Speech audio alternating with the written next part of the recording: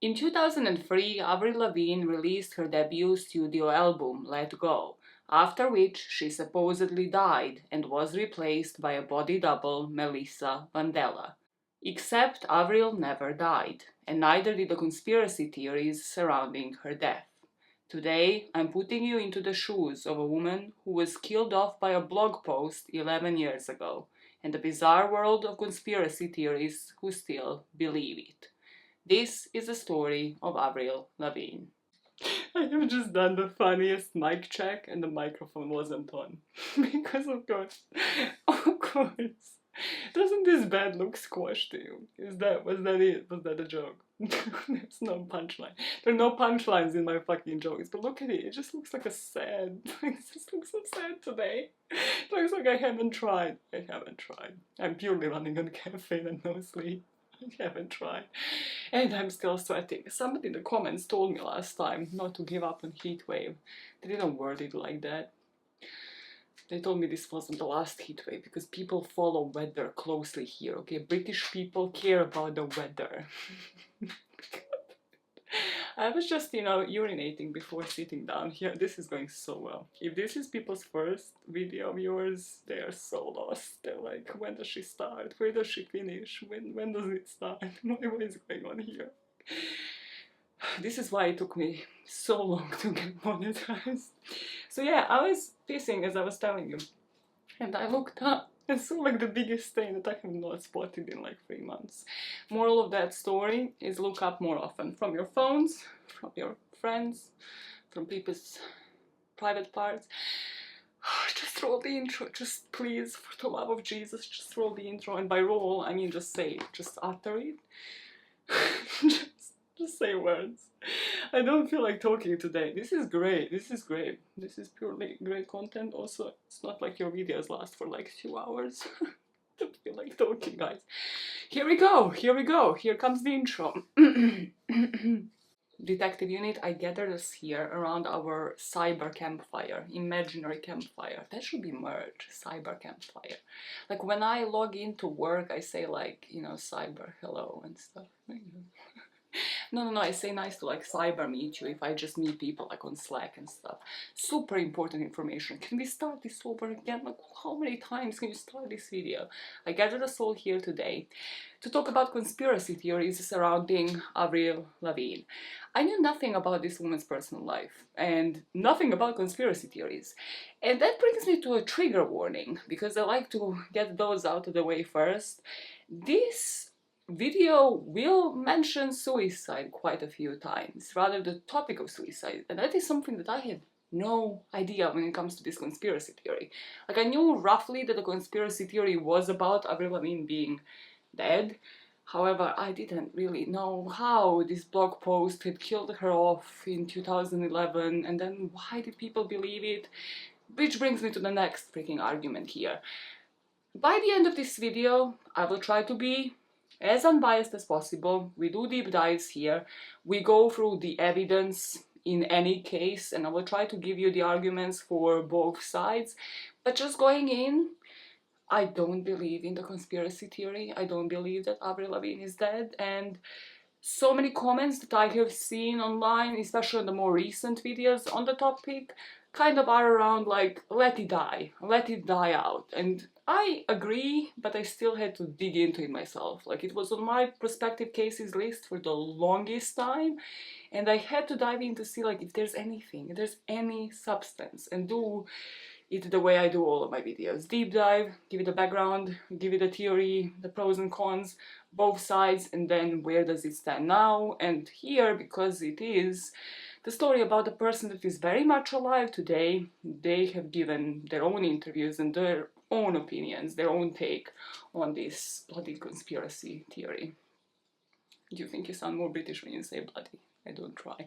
I really do not try to sound more British. So, given the trigger warning, this topic is a lot more morbid than you'd think, and if this is your first time on this channel, I don't do entertainment takes. Even like the Honey Boo Boo, the Amber Heard and Johnny Depp, like any case that I have covered, some would say it's dry kind of coverage. It's boring if you wish. I wouldn't call it boring, I would call it detailed. That's what I would call it. Deep dives and just detailed cases, but it's not entertainment. I don't take it as such, and I don't take this topic as lightly as a lot of channels might have taken it. That being said, let us do this in the classic Mysteries with Maya style, where I am actually going to give you the short of the theory first, which isn't really short at all, but I have written it out, I was like, yeah, this isn't like the classic short of it.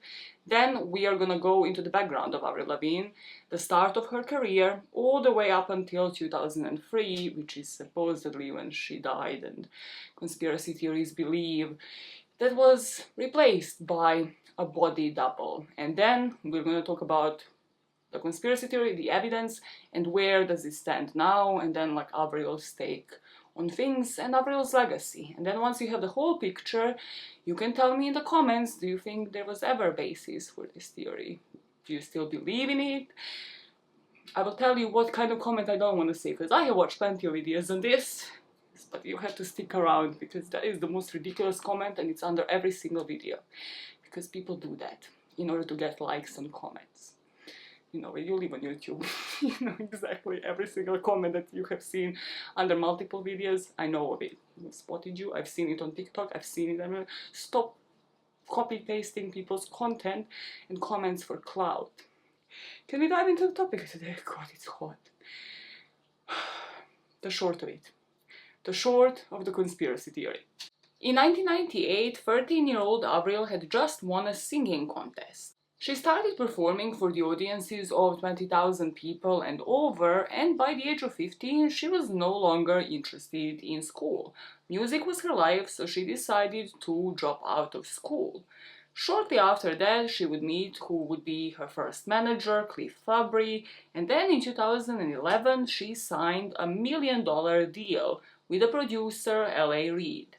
This deal would lead to her first album, rather the preparations for it, and this would be the album Let Go. She is now of complicated skater boy losing grip fame in 2002 when the album is released. This album was the second best-selling album in the world that year. The documentary that is produced around this time and was released from everything I've seen in 2003, called My World, showcases her life, showcases the backstage of everything, her dynamic with her own band, and just in general where her life was at the time. It shows some sort of excitement and euphoria towards her career. Actually, I have watched this, it's on YouTube, I think, as a whole, and if you are a hardcore Avril fan, like, I would really recommend watching My World documentary. It just really captures her spirit and energy at that time. She is a worldwide star, and she starts performing at some of the places that no longer have the capacity of only 20,000 people. So she, as a center of attention now, is constantly followed by paparazzi. This is also early 2000s. We know how paparazzi were not regulated whatsoever.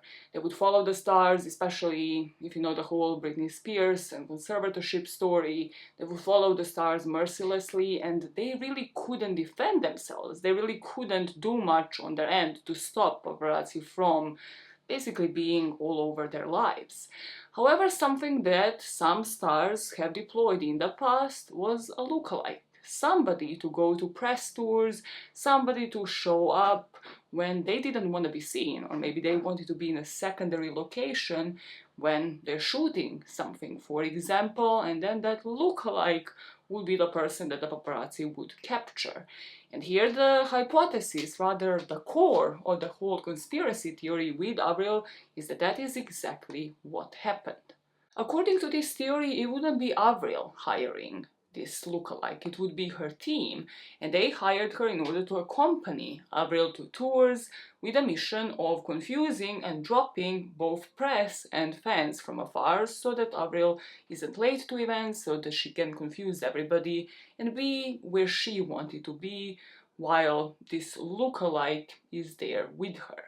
This does alleviate the pressure to a certain degree, however, not completely, because now she has to start working on the second album. Of course, all of the production studios are focused on that, and she has to make it as good, if not better, to live up to the success of her first album, Let Go. As she's creating new music, her and her doppelganger, called Melissa Vandella, will actually grow closer and they would become friends. Avril would record her video clip mobile during this time, and she's visibly upset during this video for this song. The song was released on her second album, however, the video was said to be archived and hidden for 8 years. In 2003, as she is still working on her second album that will be titled Under My Skin, Avril's grandpa dies, and he would end up dying only hours before Avril was to perform on stage. So she will still end up taking the stage and telling the audience that her grandpa just died and dedicating a song to him. Now, she tries to keep strong and keep going, but it seems like she is down, which is understandable for most of that show. And she's down because she felt most connection with her grandpa out of all of the family members, and she will say it on stage herself. She was closest to her grandpa compared to like her parents and anybody else in her family.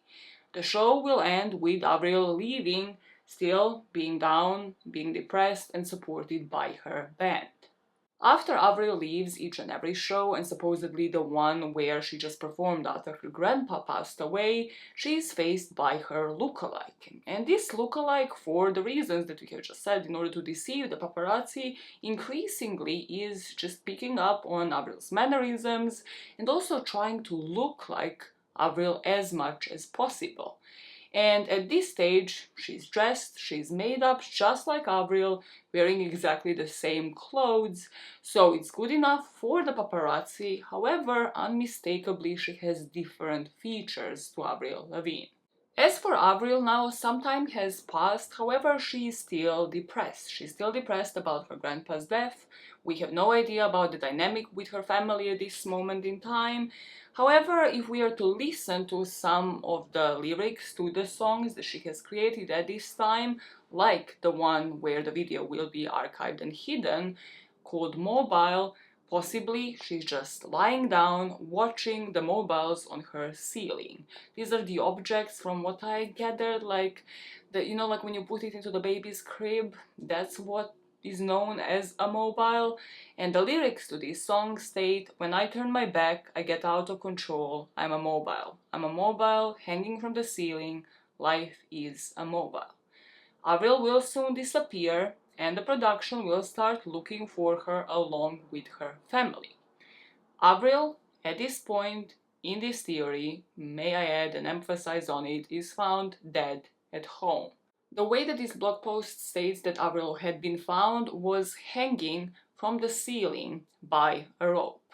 The production managers get in touch with Avril's family, and they all agree not to disclose of her death as of yet, because the second disc was already in the works. It was already about to be released, and this would be increasingly bad press. So Avril's family agrees to this and agrees for the production studio to release the record first, and then, maybe they'll decide to release the news of Avril's death later. According to this blog post, this means obviously the family would bury Avril. There would be a private and a secret funeral that would be held. And this is when Melissa is deployed. Probably even further than she was before, because now she has to take the life of her own. Rather, she has to become Avril. She had been trained for months to do so. However, now she is tasked with continuing the release of the new record, playing Avril and continuing the project where Avril left it off. At this point, according to the theory, some of the songs on the album, the second album that would be Under My Skin, would already be composed, would already be written. However, now Melissa has to complete it, has to complete this album, because you got it, Avril is dead.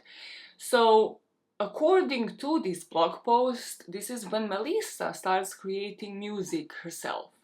Melissa, in this theory, is an actress. She doesn't have IMDb profile, she doesn't exist on the internet, there's not a single picture of Melissa before meeting Avril. If you even believe that she is Avril, there's no pictures of Melissa before and how she looked before she turned into this lookalike. However, she suddenly needs to start her own music career, needs to become Avril. So she suddenly starts composing the remaining songs in order to complete the new record, and writes about everything that is happening now, how this has affected her in a hidden way through some of the lyrics. That is why some of the songs on this new album will be giving us hints about how Avril has died and Melissa has taken over. So Melissa, who yet again is an actress, doesn't supposedly have any prior musical knowledge apart from since she met Avril and has been working with her, is suddenly subliminally letting us know, putting these messages into multiple songs that will be released on Avril's next record. Songs like Nobody's Home, stating, don't know where she belongs, she wants to go home, but there's no one home. That's where she is, broken inside, with nowhere to go. Giving us an inkling that Avril couldn't confide in her family, she couldn't actually go home and tell her parents how she felt. Songs like My Happy Ending, where she says, let's talk about it, it's not like we're dead. Was it something I did? Was it something you said? Don't keep me waiting in a city so dead. Hanging so high on a rope so fragile, you were all the things I thought I knew and I thought you could be. Indicating to us the method that she chose to die by suicide with. Songs like Together, where she states, something's not right, I can feel it inside of me. The truth isn't too far away, you can't deny it. When I turn out the lights, when I close my eyes, the truth comes to me and I'm living a lie. Apart from the songs, some of them that we're gonna analyze in more detail later, of course, Melissa now is responsible for everything, from the album covers to the performances to how she actually dresses and appears, and she would choose to actually indicate to us that she indeed is an imposter through the album covers as well. So on the cover for Under My Skin, there is an analogy to a secret funeral through the promo pictures, through the picture on the cover of the album where Avril is in all black and she is crossed out with a red cross that indicates that Avril is no more, and also red can indicate bloodshed, can indicate something sinister actually happening here. So there are always these hidden messages through the songs, however also through the press releases, through how Avril is dressed during the press releases for this album, and also through the album covers. At this point in time, so still in 2003, a band member that you see in my World documentary is a famous guitarist for Avril that worked alongside of her, called Ivan Taubenfeld. He decides to leave. So according to this theory, the lookalike Melissa and him worked on one last song, and the song is called Best Years of Our Lives. So you hear Avril singing. Rather, according to the theory, you hear Melissa singing with Ivan. And Ivan would leave the band and write this farewell song. They would record it together, and the song would state, I'd never thought I'd lose my best friend.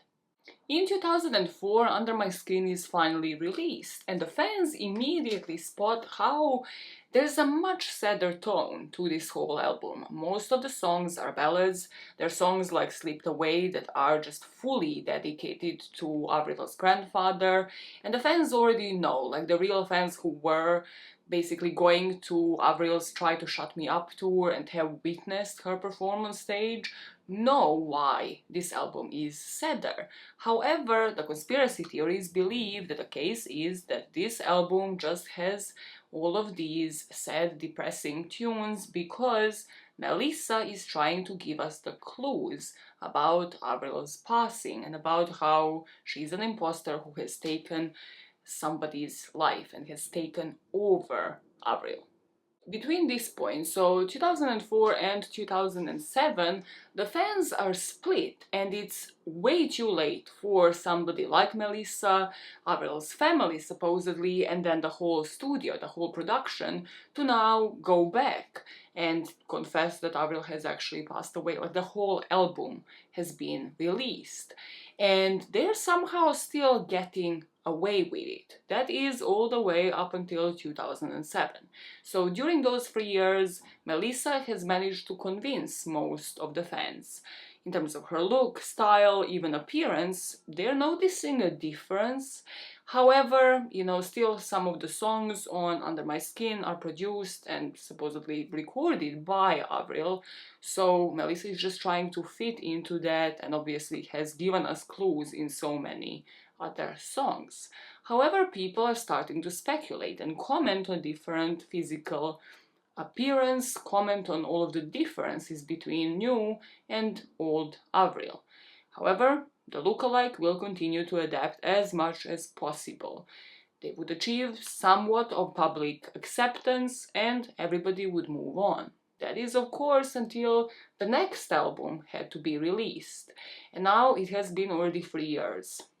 They have to release some new music. This is when the best damn thing comes out. And if you know of the album, you know that this one is completely different to anything that Avril had done in the past. Avril sounds different, her voice sounds different, her looks have completely changed. She wears wigs in most of the music videos for this album. The songs are a lot poppier. The look of her wearing a tie and just loose jeans, like the skater boy look that we have known Avril for, is just completely gone. So once again, there is a stir, and there are fans that are claiming that Avril had just changed too much. Older fans don't like this new Avril. They don't like her voice, they don't like the looks. They're just not really accepting of how the industry has changed her. And this is what started stirring the conspiracy theories, that it isn't just the industry, that this is a completely different person. According to this theory, or at least what I had gotten from this blog, there are new fans. Obviously, she has gained new audience who possibly have just heard about The Best Damn Thing and have just heard about a couple of songs from her new album. And now they don't know of the old Avril, they don't know about emotional struggles, about how much different the old album was. So this is where there is a final rift between the old fans and the new ones. And again, according to the blog post, it makes me feel like you can only believe into the conspiracy theory if you had known Avril from before. So like the new ones, they're oblivious to it, they don't know of anything, they don't believe and can't believe into it, because obviously they have only known Avril from this point on, if that makes any sense. Nothing here will make any sense, just FYI. But we continue. I digress and we continue. In 2011 here in our timeline, we do have quite a skip there, because apparently there's nothing really happening supporting this theory, nothing much, except from like all the changes in appearance and everything I just said. 2011 comes around and the video for the mobile, the song that had been hidden, leaks on YouTube. And there is a timestamp to this, so we know that this video had been leaked and that it had been recorded when Avril looked much, much younger. So back in 2002, from what I've read. And the reason for this, if you don't believe in the conspiracy theories, is that Mobile was scheduled for a release but was scrapped because possibly of its underperformance, because there were better singles on that album, like Losing My Grip, Complicated, like there were a lot better singles on that album, so they didn't really think that it will yield much success. They archived it and then released it only about 8-9 years after the album had been released. There's another divide here now with the video release, with the fans who believe that maybe this was due to the contact with the label, her not fitting the whole style of the album, rather this song not fitting the whole style of the album, or just not being good enough, people thinking that it will underperform. Or maybe, if you are believing more into the conspiracy theory side of things, the production studio and just everybody in Avril's life really didn't want the world to see this side of Avril, just how bad she was, like how badly she was doing, because again, according to this theory, only a couple of months after this video had been shot on the streets of LA, Avril will end up dead. In our timeline here, 2011 comes around, and this is when this theory of a doppelganger, of a look-alike, will be actually exposed to the internet through this Brazilian blog post. The whole conspiracy theory and the supporting evidence and the screenshots of Avril and how she looked back in the day compared to how she looks now, everything we're gonna dive deeper into. After this, in 2015, the conspiracy is revealed to be exactly that, a conspiracy. The original admin on the blog, whose name we don't have and I couldn't find online, if anybody can, please tell me that I have glitched, but I couldn't find who this person actually was. And this person who started a blog post that was called Avril is Dead, well, admitted to fabricating everything, rather to saying that they have just said, well, it was a supposed death, that they have done it in order to question people's susceptibility to believing into conspiracy theories. They have stated Avril never died and was replaced by a lookalike. I created this theory to see if people would believe it, and thousands of people believed it was a fact. That brings us to the long of it, rather just going into more details on every single thing that I have raised, every single point that this blog post had raised. And really, just pay attention to just how much deeper I'm going into it, because there's no long of it here. There is some supporting evidence that I will be breaking down. However, we need to understand how did this lie even come about? Why did it yield so much attention? Like, why do so many people still believe in it? Despite of me telling you 4 years after the blog post had been released, its author saying to the world that it's a lie. Like, a lot of videos that I have seen online completely just avoid telling you that part.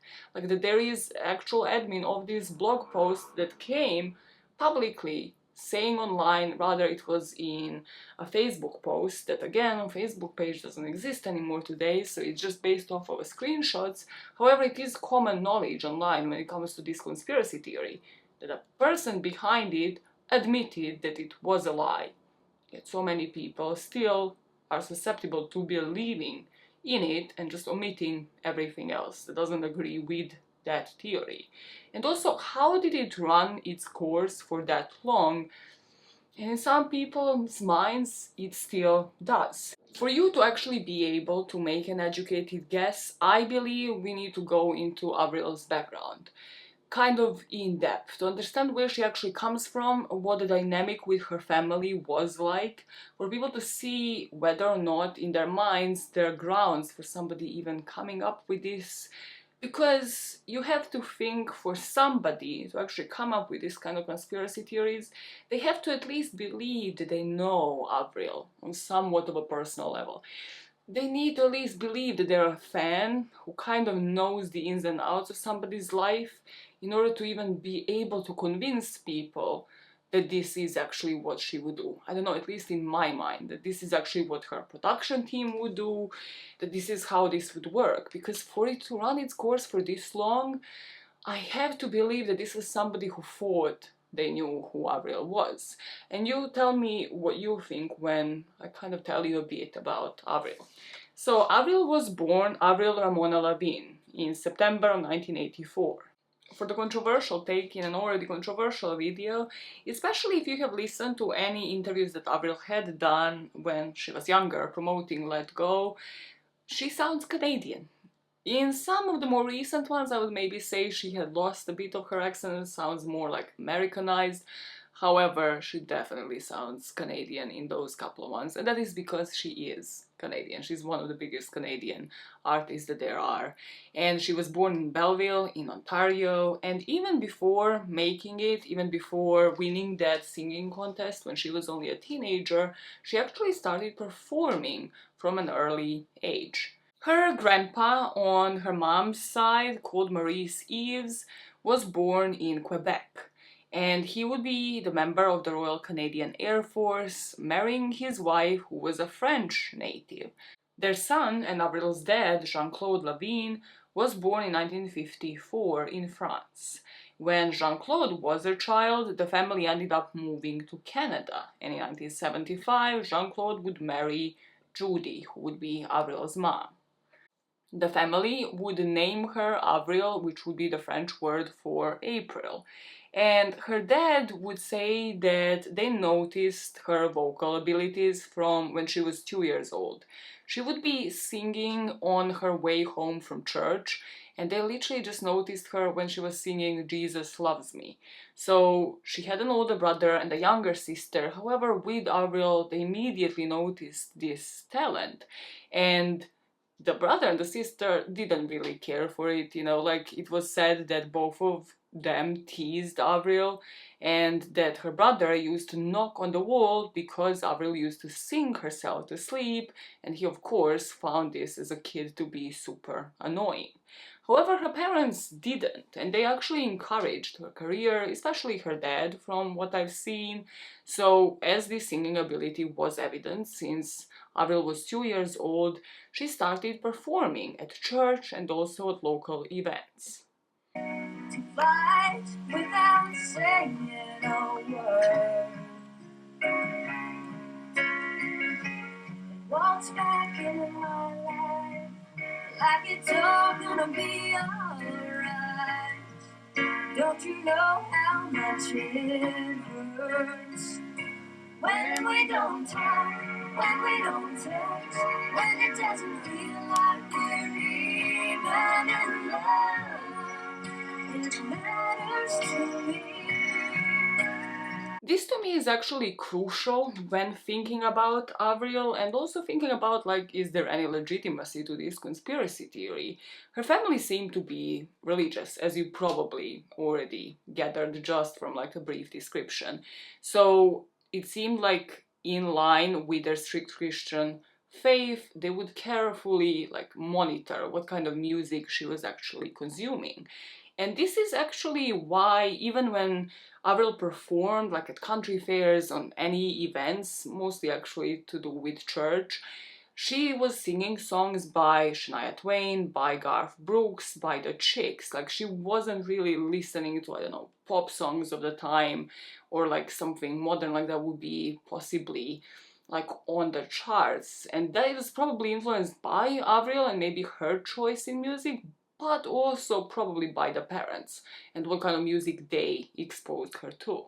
That is just my supposition, like nobody actually states that outright, but regardless of how you think like this inspiration for her came along, her parents supported her singing.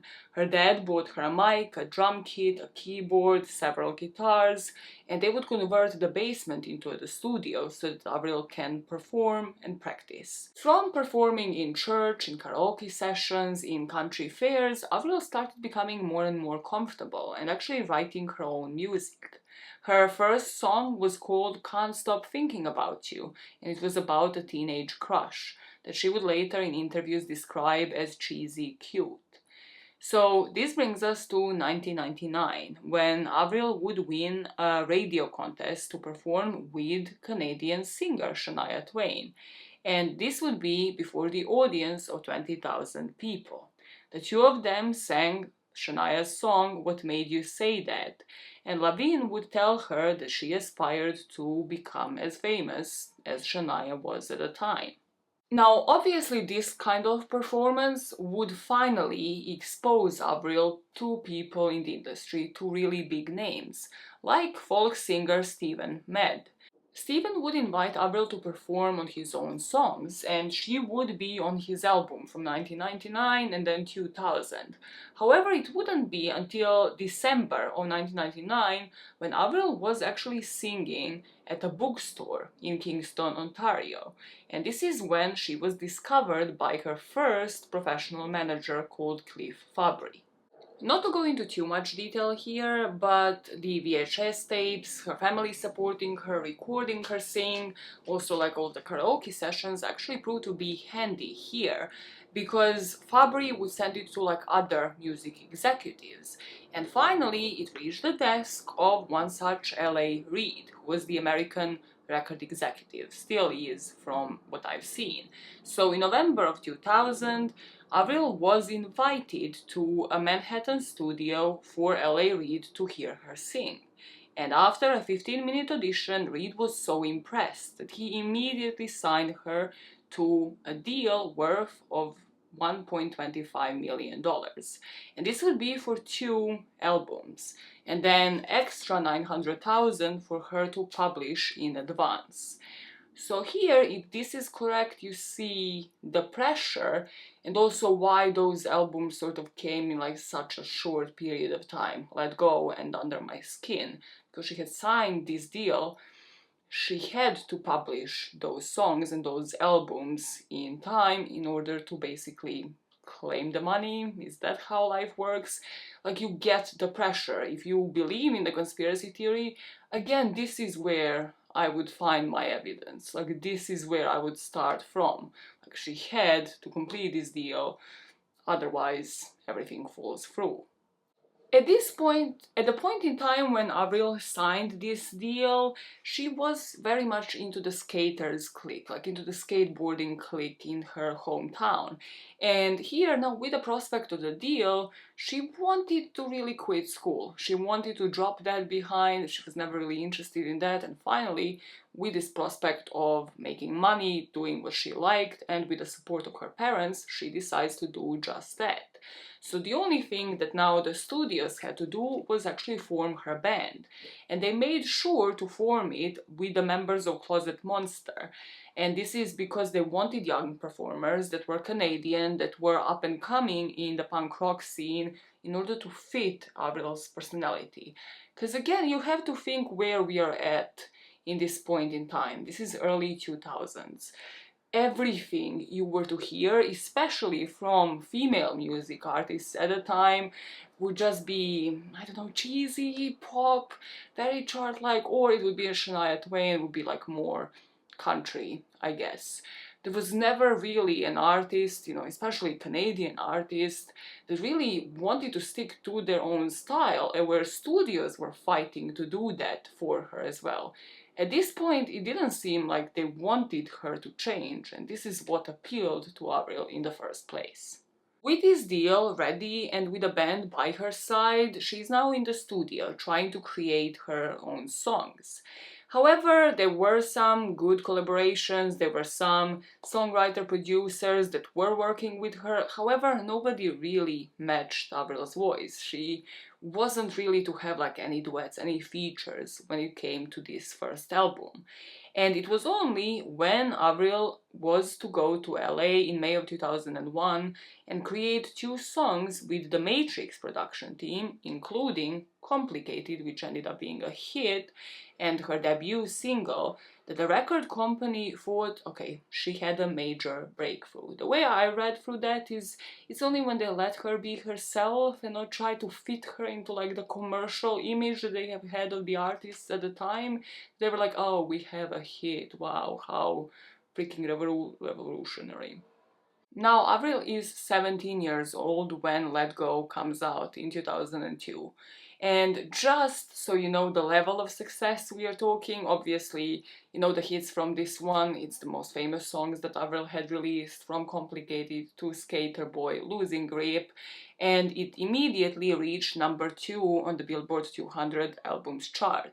It peaked in multiple countries, and at 17 years old, Avril was the youngest female soloist to have a number 1 album on the UK albums chart at the time.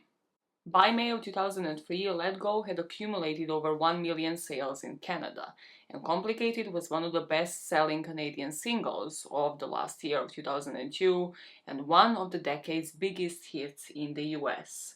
followed by Skater Boy and I'm With You, who also reached the top 10 in the charts. Avril would be named Best New Artist for Complicated at the 2002 MTV Music Awards.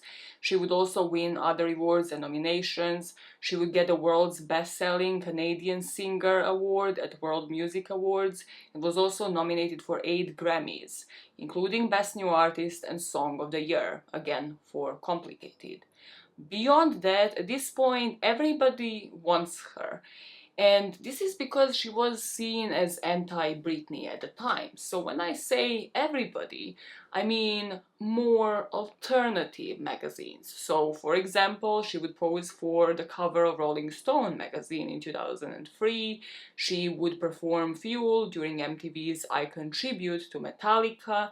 And during her first headlining tour, the Try to Shut Me Up tour, she would cover Green Day's Basket Case. So she was the more alternative version of what people saw on TV. And especially for young girls, I would suppose like this would be so powerful. I know for me it was as I was growing up, to see a different range, to see like yourself possibly represented on TV. If you don't identify with Britney, with Christina Aguilera, with the songs at the time, with the whole Photoshop era or the time, like you could really identify here with somebody like Avril Lavigne.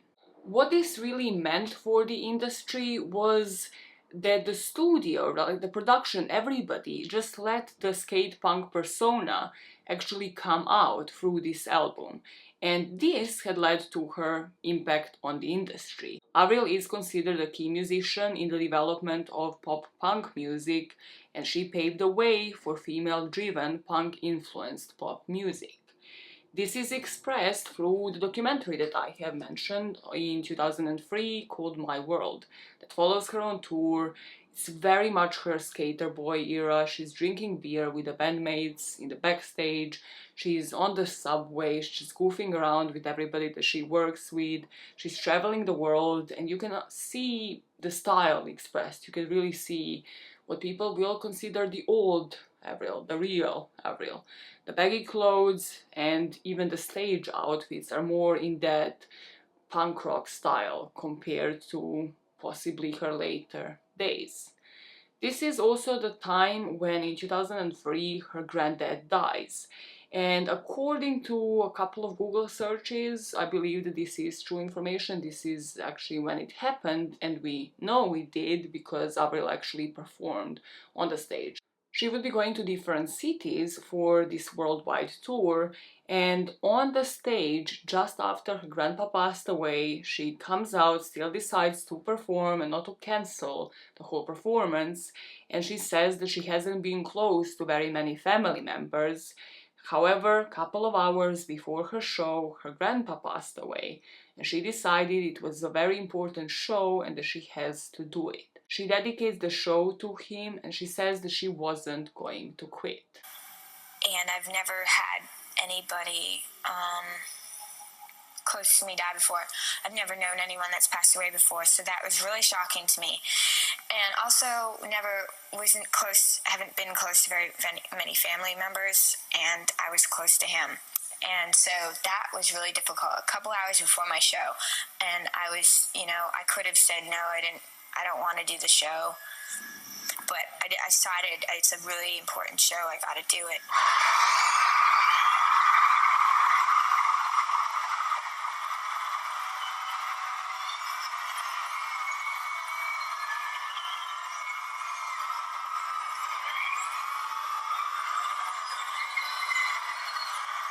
I just want to say that this show tonight goes out to my grandpa who passed away today.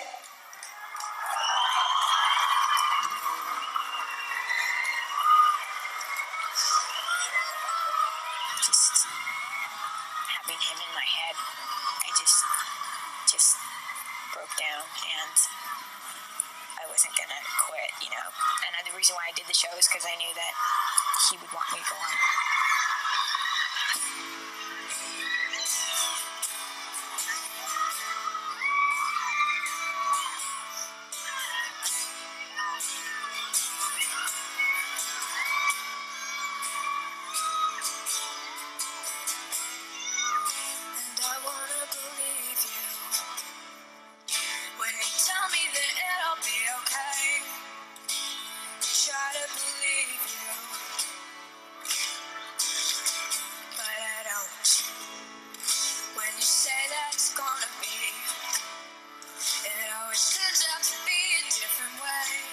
This I find to be important, Avril saying that she wasn't going to quit.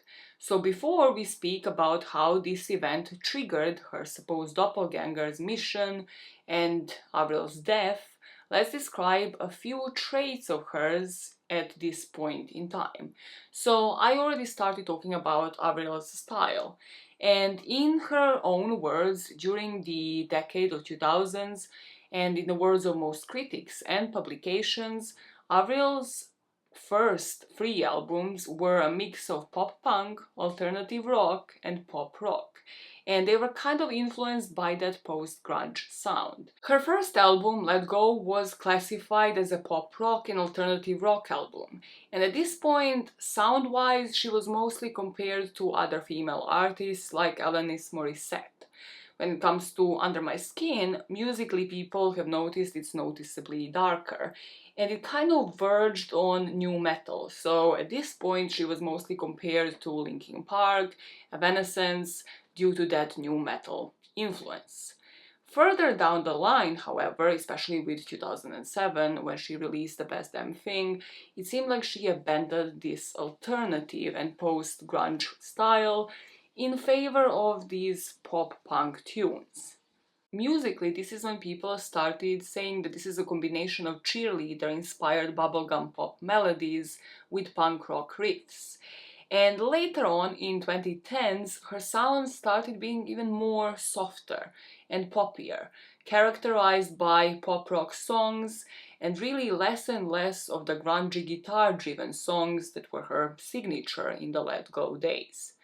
Only recently, in 2020s, really with Bite Me, I think, with Travis Barker, people are like, oh, she's going back to her roots. There is the people that don't really believe in the conspiracy theories, but they're saying that she's going back to pop punk, embracing some like emo pop angst and skate punk influences from Green Day, Blink-182 and The Offspring.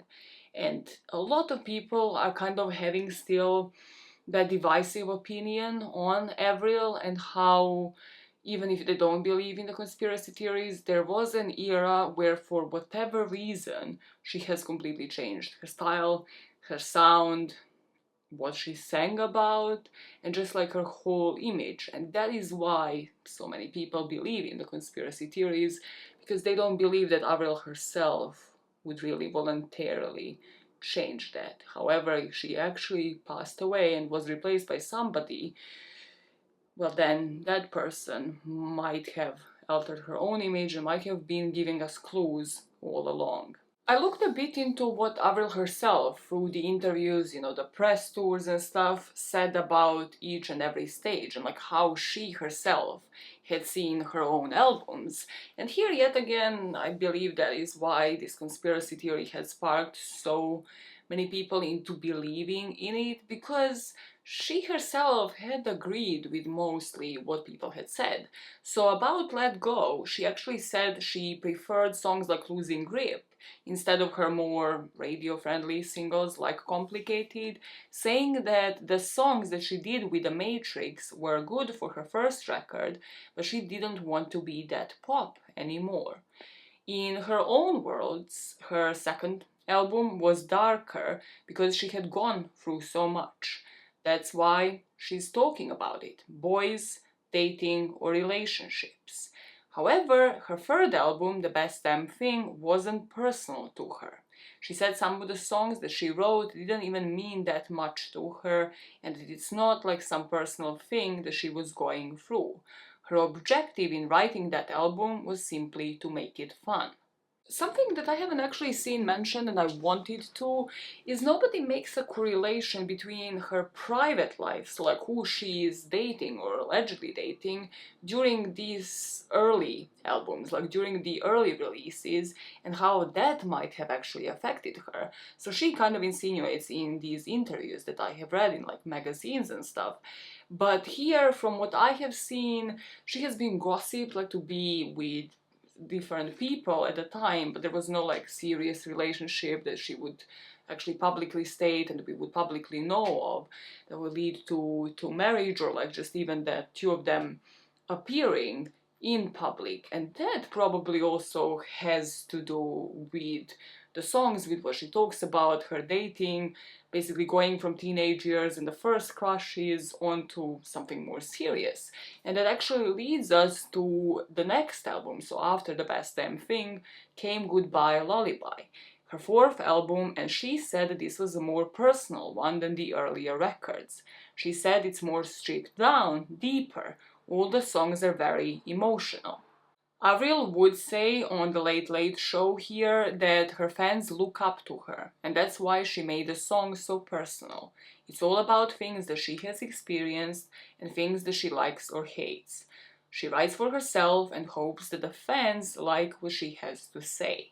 Apart from how she sees her style and like just in general music through the years, I think it's important that she in her interviews also stated that she thought to write her own music.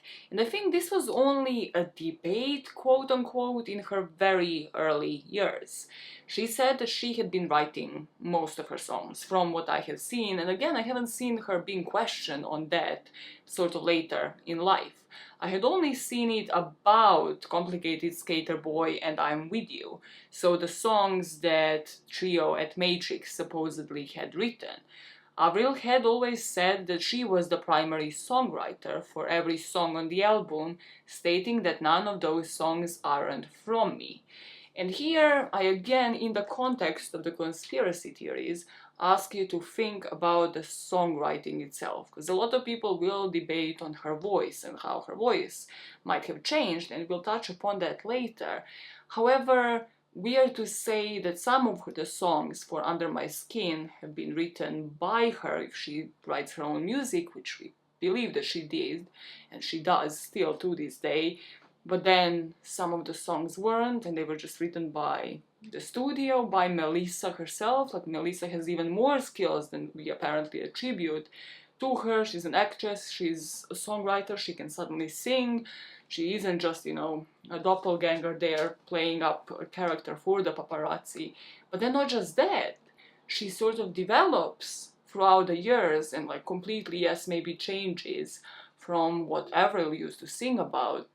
And then now she's suddenly coming back to her roots because it's too suspicious. People have been speculating for so long. So Melissa has suddenly completely taken over and has been doing her own songwriting. If we are to actually break down this theory bit by bit, what do you think? Is it possible? Is it completely changed in terms of songwriting and what you have known Avril to sing about, compared to what she sings about today and how she writes her songs? Because that's where I think like are the little nuggets if somebody is to actually take this conspiracy theory seriously, where again I would focus on. Her musical career and her songs wouldn't be the only thing that Avril would end up being attacked about. She had to really defend her image and her style throughout the years, or rather explain herself as to why it had changed. And she would say about this anti-Britney image in the beginning that she's not made up, but she's also not being told what to say and how to act, so people, the press probably, have to call her anti-Britney, which she is not. However, by the November of 2002, she stopped wearing ties, her signature ties that she would always have over usually white shirts. She claimed that she felt she was wearing a costume. She started making a conscious effort to keep her music and not her image at the forefront of her career. And eventually she would start talking about her image and justifying it less and less. The last thing I found was from 2009 interview where again she was kind of asked to discuss her image and what she dresses and how that reflects who she is at the time, and she said she has to fight to keep her image really her. She's not going to wear skanky clothes that show off her curves, even though she has a great body. Now, eventually she took on a more gothic style as she began her second album, Under My Skin, and promo pictures of that album reflect that as well. And she started switching the skating outfits to black tutus, developing an image marked by anger. And if you listen to anything I said before in terms of like these albums and when this album came out after her grandfather's death, it matches the songs at the time, everything just matches the emotional energy of the album, the deeper lyrics. She's angry about the death of a family member, and she's just self-aware about who she is at every stage in her life. I don't know how you see it, but that's the way I see it. It's the style matches the whole style of the album. Like, I don't see any discrepancies as so many people claim to be. It's just at this point she's feeling more emotional, she's making a more emotional album, she's dressed in all black. 2007, she has lived through like 3 more years, she's writing maybe a bit lighter, she's writing the music that is lighter, she's dressed in pink tutus, she's wearing wigs in the videos, she's experimenting. And you have to think about how much of that influence is actually by the studios. Again, from what I have seen, the Best Damn Thing is produced by a different studio than the first albums. So RCA Records produced this one, and they have produced artists like music and albums from anybody from Doja Cat to Miley Cyrus, so really big artists that again have had a shift in their careers and have maybe become more commercialized in a way at some point in their career. And then maybe again with those artists especially, I'm pointing them out, RCA Studios produced a ton of other albums by a ton of other artists, but you're thinking about like people who have reinvented themselves only to maybe go back to their roots later, you can kind of see the same pattern in Avril's life. The last I would see as to Avril's own comment about the changes in style, especially because she was questioned constantly about the Best Damn Thing and how she had changed into more feminine outfits, the tight jeans, and sometimes changed Converses to heels all of a sudden. For Harper's Bazaar, she would say, "I don't really regret anything. You know, the ties and the wife beaters and all, it had its time and place. And now I'm all grown up and I've moved on." Again, something that actually just occurred to me. But if you have ever seen Avril on the red carpet, like especially, yes, in the past couple of years, nobody actually puts that into the perspective of the conspiracy theory.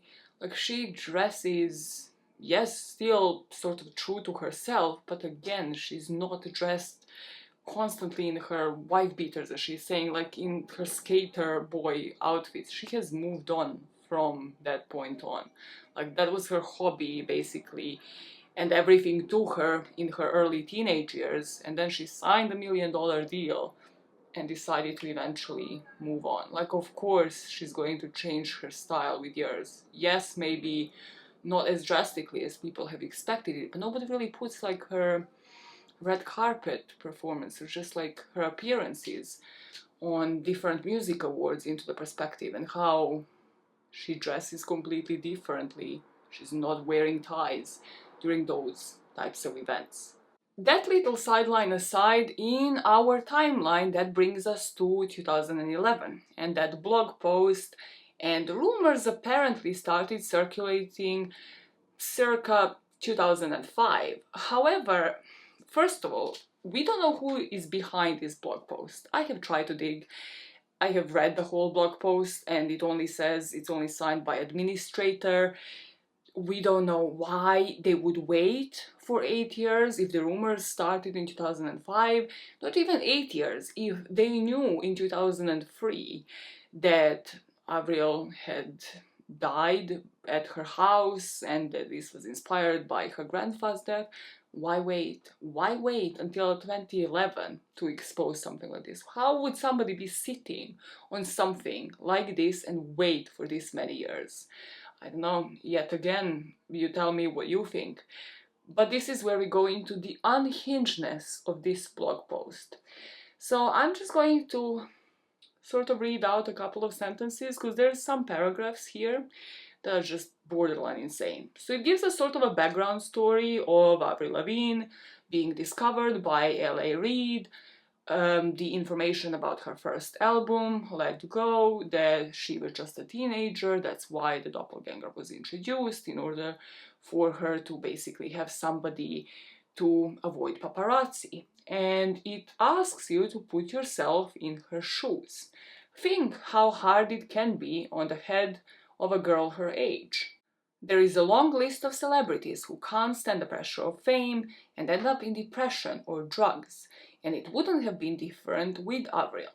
And then out of the bluest blue, we get to the most unhinged paragraph. No context, no explanation. This is what it says. But this is still not the evidence that she would have died. I'm just contextualizing so you can understand everything further. Remembering that it is difficult to say how she would have died exactly, but everything here will be presented based on their messages, the original and the supposed doppelganger in their songs. Lavigne, surrounded by her personal problems, felt that her life was no longer the same. One day, when looking for her parents at home to vent, she simply found the house empty and would have committed suicide by hanging, based on the lyrics of Nobody's Home and My Happy Ending. See in the photos below that Avril apparently didn't walk very well when she was caught off stage. That is so morbid that somebody just decided like this is going to be the method that she is going to die in this fictional, very fictional story of Avril's life. And this person, like, I just admire Avril so much because she has been walking through, like, since 2011 through her life, knowing that a blog post killed her off. It's just so bizarre to me. Somebody's just walking around being like, yep, there's a whole conspiracy theories and I can't convince people that I'm still very much alive, even though it's literally me, right here, right now, walking around. However, it's just how morbid it is that this is how they decide to kill her off in this weird fan fiction. I guess this is how Wattpad makes money. I don't know, I just find it so freaking bizarre that there is fanfic out there and people can write about any famous person, anything they freaking want. But because this is the precedent of how this blog post is written, they have outlined in this way where they jump from one point to the next that don't make any sense. They have outlined 10 reasons, 10 actually evidence points about how this conspiracy theory is actually correct. However, because of the way this is written, I've actually put some structure into it, and we are going to go through the points that conspiracy theorists believe. The blog post claims that there is 10 points of evidence of why Avril is dead and she was replaced by Melissa Vandella. I brought it down to 4 because the rest is just repetition. It's just repeating itself, and I'll explain more. I'll actually point out because they put it 1 to 10. So number 1 point is the subliminal messages. So let's go into more detail on that. So Avril dies after her grandpa passes away. She decides to die by suicide, and then Melissa takes over. However, Melissa is just, for whatever reason, again, wants to insinuate to the world, wants to let them know what had happened, what everybody is covering up. So there were messages on the CD Under My Skin, from cover, booklet to lyrics, and more hidden messages in the video clips of any of the songs on that album. As we already started on that topic, the most evidence is through these messages and through the songs that were performed by Melissa, supposedly. So we know that the second album was released in 2004, and in our timeline, Under My Skin has to be released after Avril's death. The reasoning for the subliminal messages in the album, the cover, the lyrics, according to the blog posts, maybe the initial idea was just to hush the case up for a while, to complete the release of the new album, but then it ended up taking bigger proportions, and they lost control of the situation. So the album is released, and this is when we have the new Avril. Before we even dive into the lyrics, this is the blog post's opinion on why everything from the cover is an insinuation, is a clear as light clue that Avril is actually dead and that she is replaced by Melissa. Note that the name Avril Lavigne is written in black, representing mourning for the singer, and new Avril herself is in black with a red cross on her shoulder. The name Under My Skin is in red. The cover colors seem to suggest mourning and bloodshed. If the new Avril was wanting to pass on some hidden messages, she managed. The booklet of this CD is totally obscure and gloomy. The new Avril poses for photos always with a sad and morbid expression, sometimes lying on the floor as if she wanted to say something. This is when we come to 1A, if you wish, and that is the whole Ivan Taubenfeld, the guitarist, side plot. And this is the most bizarre to me as a piece of evidence, as somebody using common fucking sense, because first of all, the premise here is that he decided to leave the band. And people are saying, well, he left the band because he couldn't, you know, like just bear the thought that his friend and bandmate has passed away and that they're scamming the world like this with this new imposter. So I looked into why Ivan left the band. So the most logical thing was to just do a quick Google search. Quite literally, why Ivan Taubenfeld left Avril Lavigne. That is all. That is all you had to do. And the reasoning is he gave interviews on this saying that he wasn't doing what he loved when he was performing with Avril. He wasn't fronting a band, singing his own music, and he just couldn't do it anymore.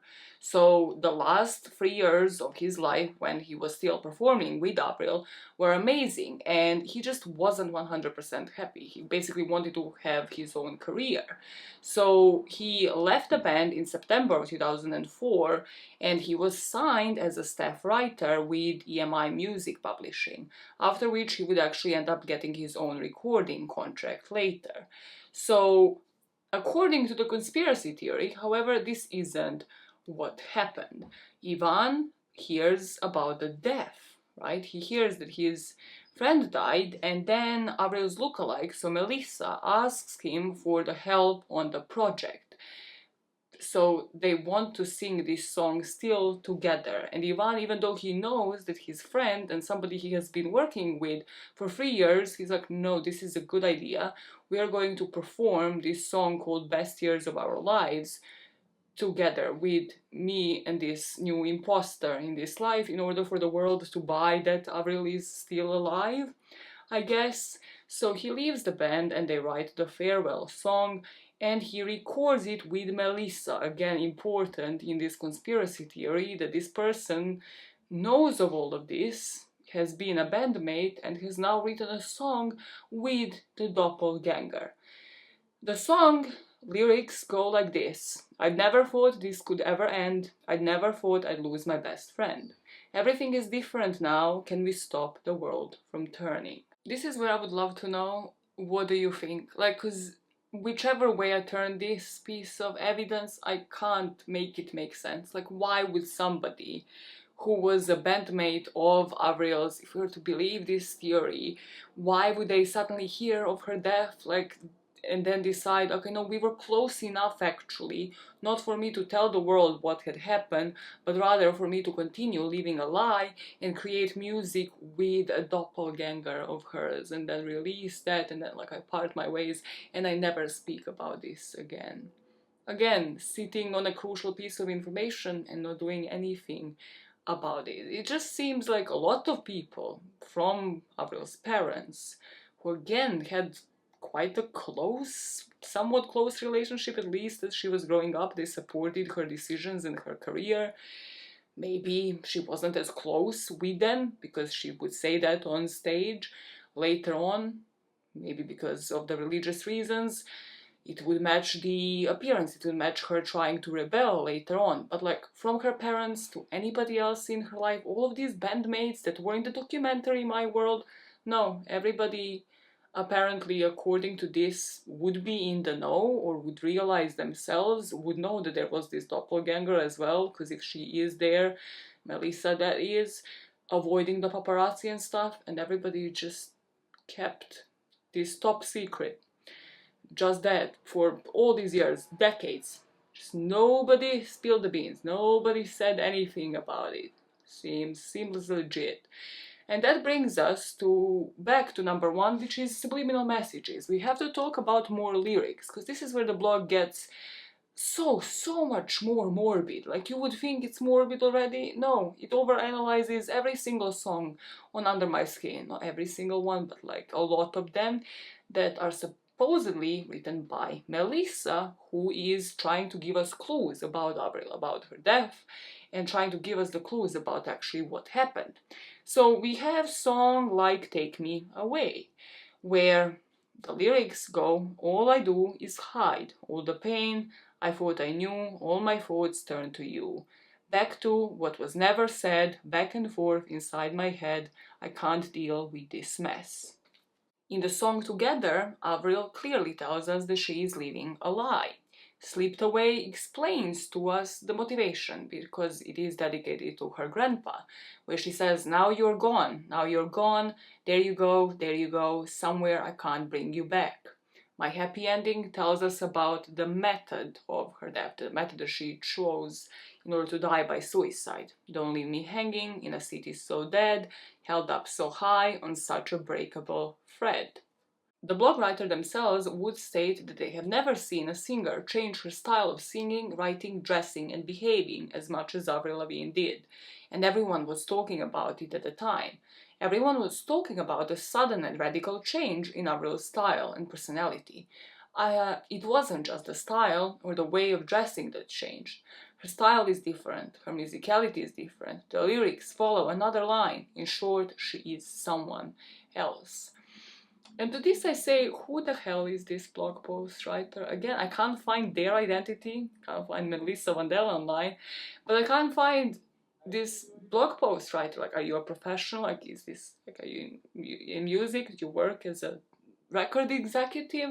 It's like, I have never seen such change. Like, I will include some professional opinion later, and they have indeed said that they had seen such changes before. People can change musically. And they are a professional person. Like, multiple people have been saying that yes, she has changed her voice because she has changed her voice, because people can do it. It happens. People have like musical training. But I digress, because this person clearly, whoever the hell they are, they must know what they're talking about. And this is where we go to the analysis of Nobody's Home, because this is where we have a music video. And this music video has been taken apart. Literally the clips that last a split second have been taken apart. In Nobody's Home, Avril says, her feelings she hides, her dreams she can't find. She's losing her mind. She was left behind, she can't find her place, she's losing her faith, she fell from grace. This is where I would suggest pausing this video, going on YouTube, watching Nobody's Home by Avril Lavigne, the official video, because there is a director's cut and the blog has wild things to say about the director's cut. God forbid you decide on their watch to make a director's cut, to make a different freaking edition. Go watch it, come back to this video with your own opinion, not knowing what I'm about to say, and tell me what you thought about this video. So there are two characters in it, right? Okay. First of all, before we even get to the characters, the blog says at 0.03 seconds, there's an inverted image that appears and you see stretch sound 35, as if it was in a mirror. This refers to the fact that new Avril is the mirror of the old one physically. Still, at 3 seconds, there's a letter A. Again, these things flash out to you in split seconds, but no, you have to watch it in slow motion to see the letter A appear. And there's a plus sign, and then the letter D from dead.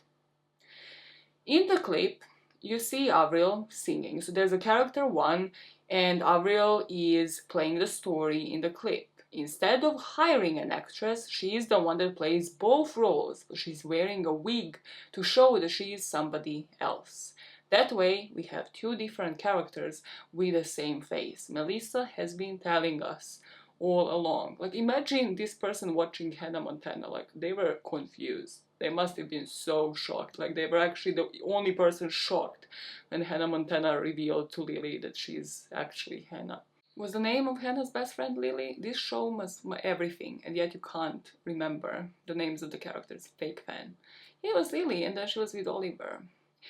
This is not a Hannah Montana channel, but this channel, Mysteries with Maya, hinges on overthinking, and this isn't where the analysis of Nobody's Home stops on this blog. Like, even I don't overthink this way. So, we have character 1, okay? Nobody's Home. We're still on it, guys. Bear with me. The character 1 wears all black. It's Avril. She's wearing all black. Rather, it's Melissa. It's Melissa. So sorry. get so confused when they look so similar. The fact that she wears all black, just like with the cover of Under My Skin, means that she's in mourning.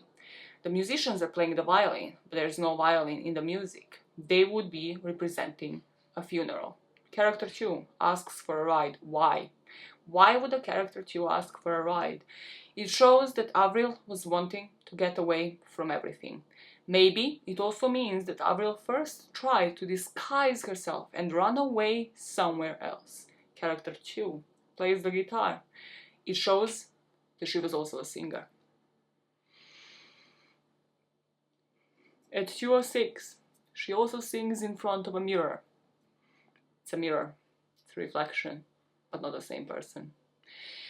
Mirrors work in mysterious ways. How was it done though? How was it done? Character 2 calls her mother. Major clue.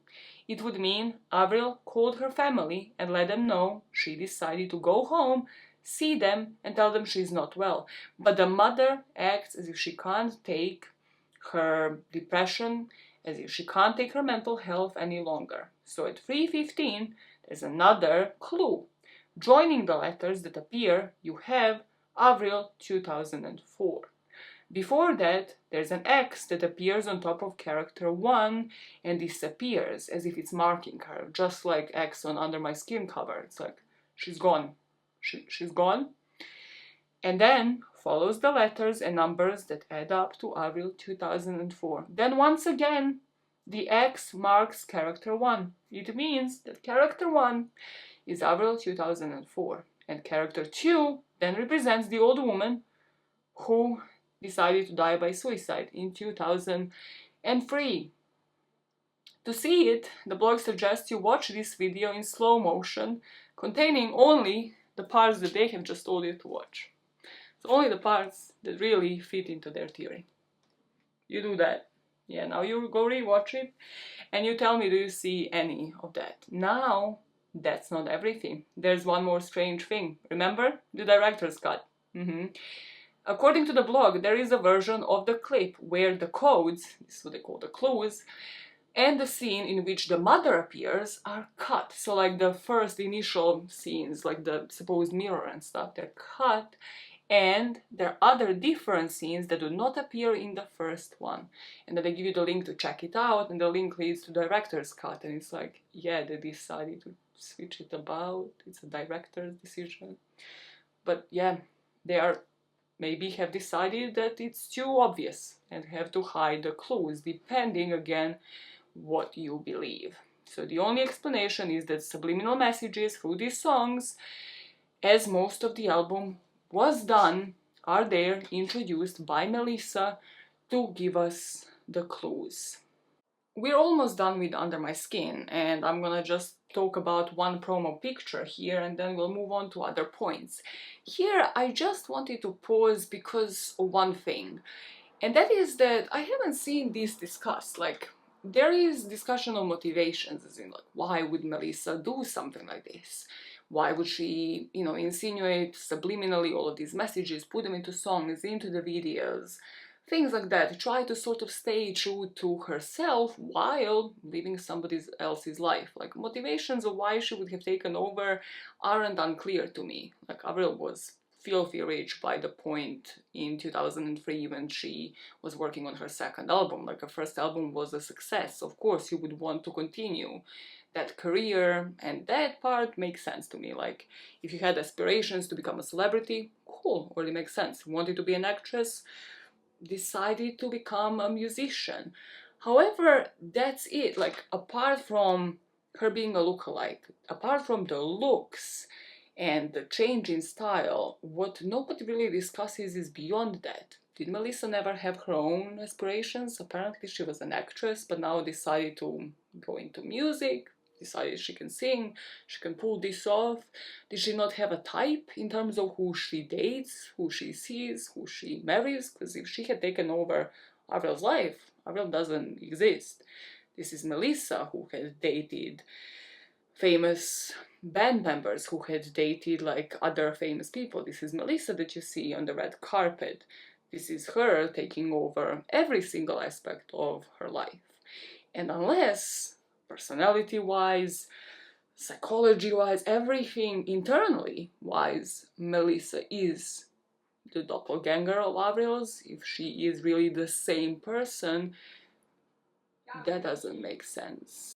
Wouldn't she at some point do something that would make somebody who knows Avril, who knew Avril, who was in her vicinity, suspect like, oh, this is not how Avril would have reacted, behaved, what she would have done in this particular circumstance. So beyond the looks, beyond her being a lookalike, there are fans that have speculated like Avril wouldn't have done this commercial for like a slimming product, or like Avril wouldn't have said this in an interview, but like somebody from Avril's life, I haven't really seen that, where people in her vicinity actually suspected like, oh no, this is an imposter, this is somebody else. And those are types of quotes or interviews that I would possibly believe in, but you don't see that. You only see people on the internet speculating, and nobody really close to Avril ever giving this theory any sort of validity.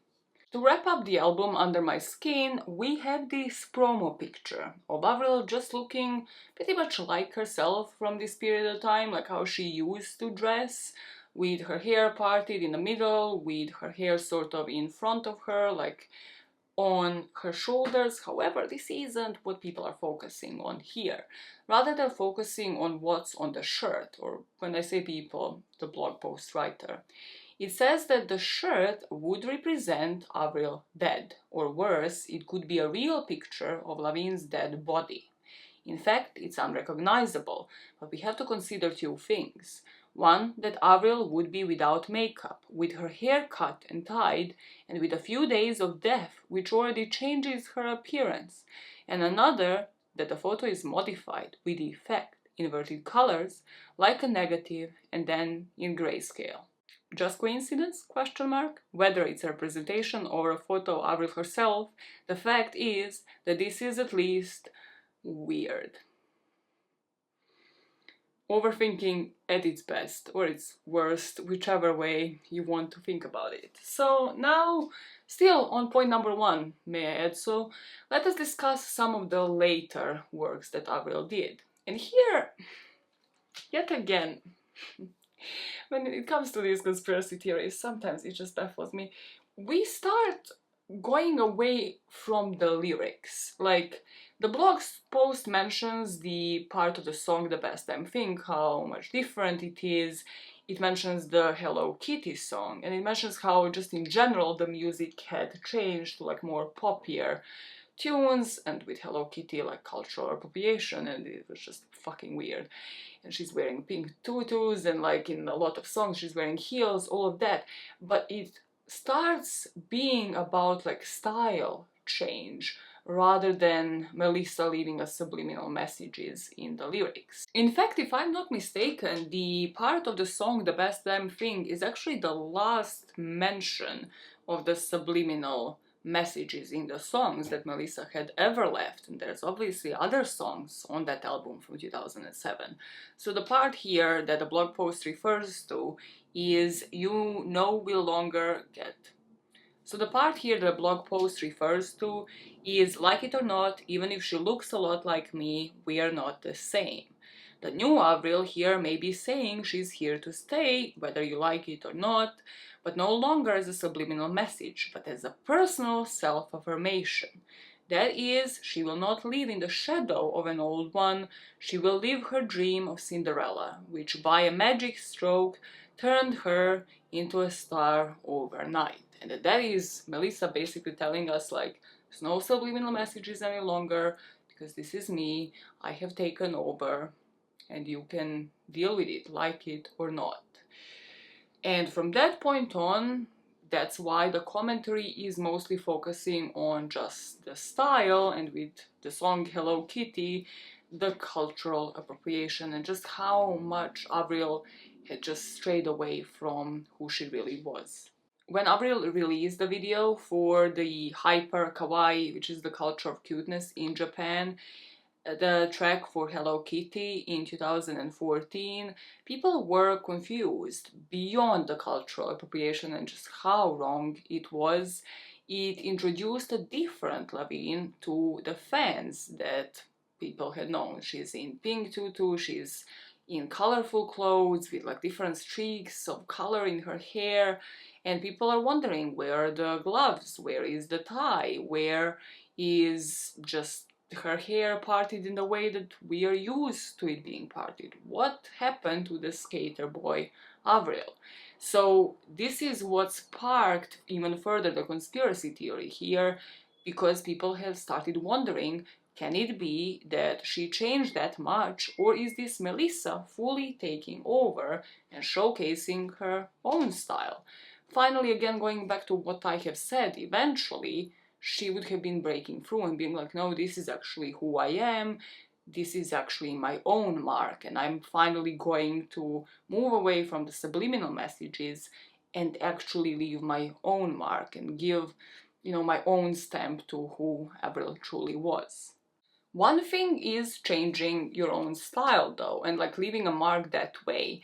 However, how would have Melissa changed her whole voice? How is she doing it? How is she singing like Avril? How did she actually train herself?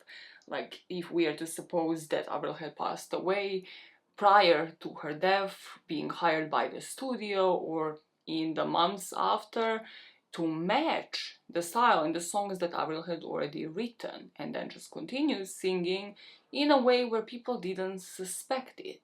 Well, here, according to the conspiracy theories, the question is more, what if she hasn't? What if the voice is actually the biggest clue, because it's completely different?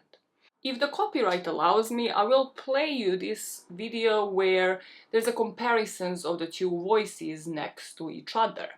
And according to the blog post, the original Avril has a more mezzo-like voice, where the double is a soprano. Maybe that's why the double, Melissa, would have had difficulty interpreting some songs like Avril did before when it comes to the low tone.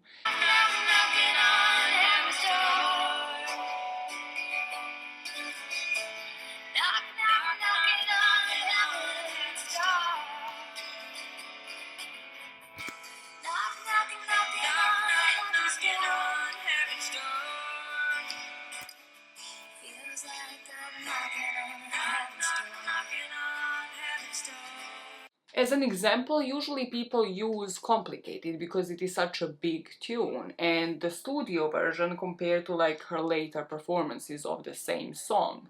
And they say that when Avril sings Chill Out, What You Yelling For, the 4 is usually very low and corresponds to the note F. However, the old Avril mastered the bass better than the new one. So when the new Avril sings these lines, the last words for, before, etc. are always out of tune. And with the original Avril, the tone is well defined. The note F appears as it would be in the score or on the CD recorded in the studio. And this is where I went down a rabbit hole on YouTube and discovered this channel, which is really freaking cool if you are actually into musical artists, into voice recording, into any voice coaching, and it's called Voice Hacks. She's a legit YouTuber, she is a music coach herself, a voice coach rather, and what she did is a really good comparisons of Avril's songs in 2003 and then 2007, which is the Best Damn Thing era. She said in summary that the keys haven't changed. They sound different because the color of the voice is different. In earlier recordings, we hear a much darker tone, and the reason for that is that we have two completely different environments. Here we go.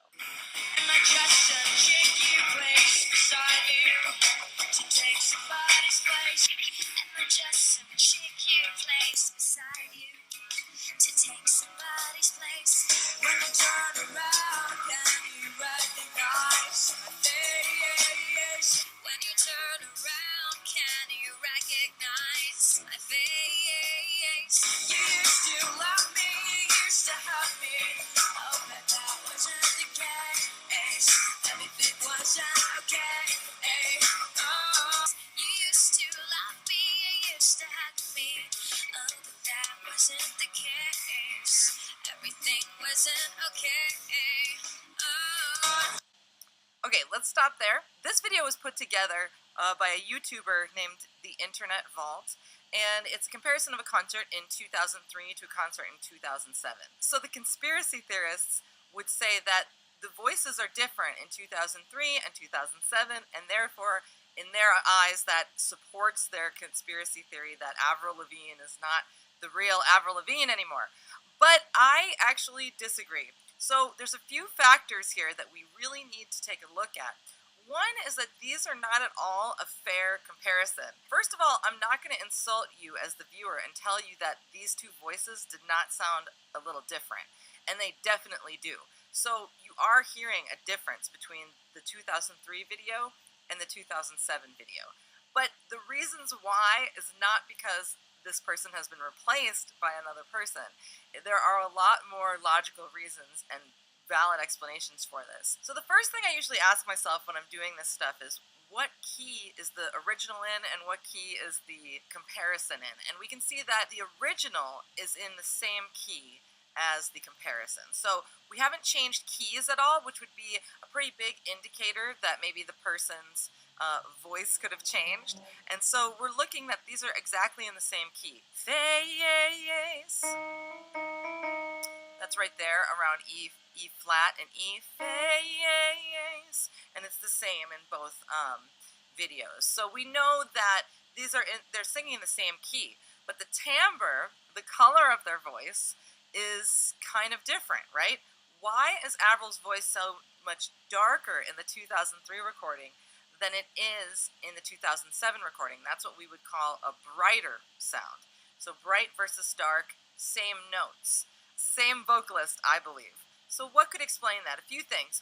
Many of these comparison videos, I went around and looked at some other comparison videos on YouTube to see if I could more clearly hear what was going on, and I noticed that many of them reference the same arena concert, the same footage from 2003.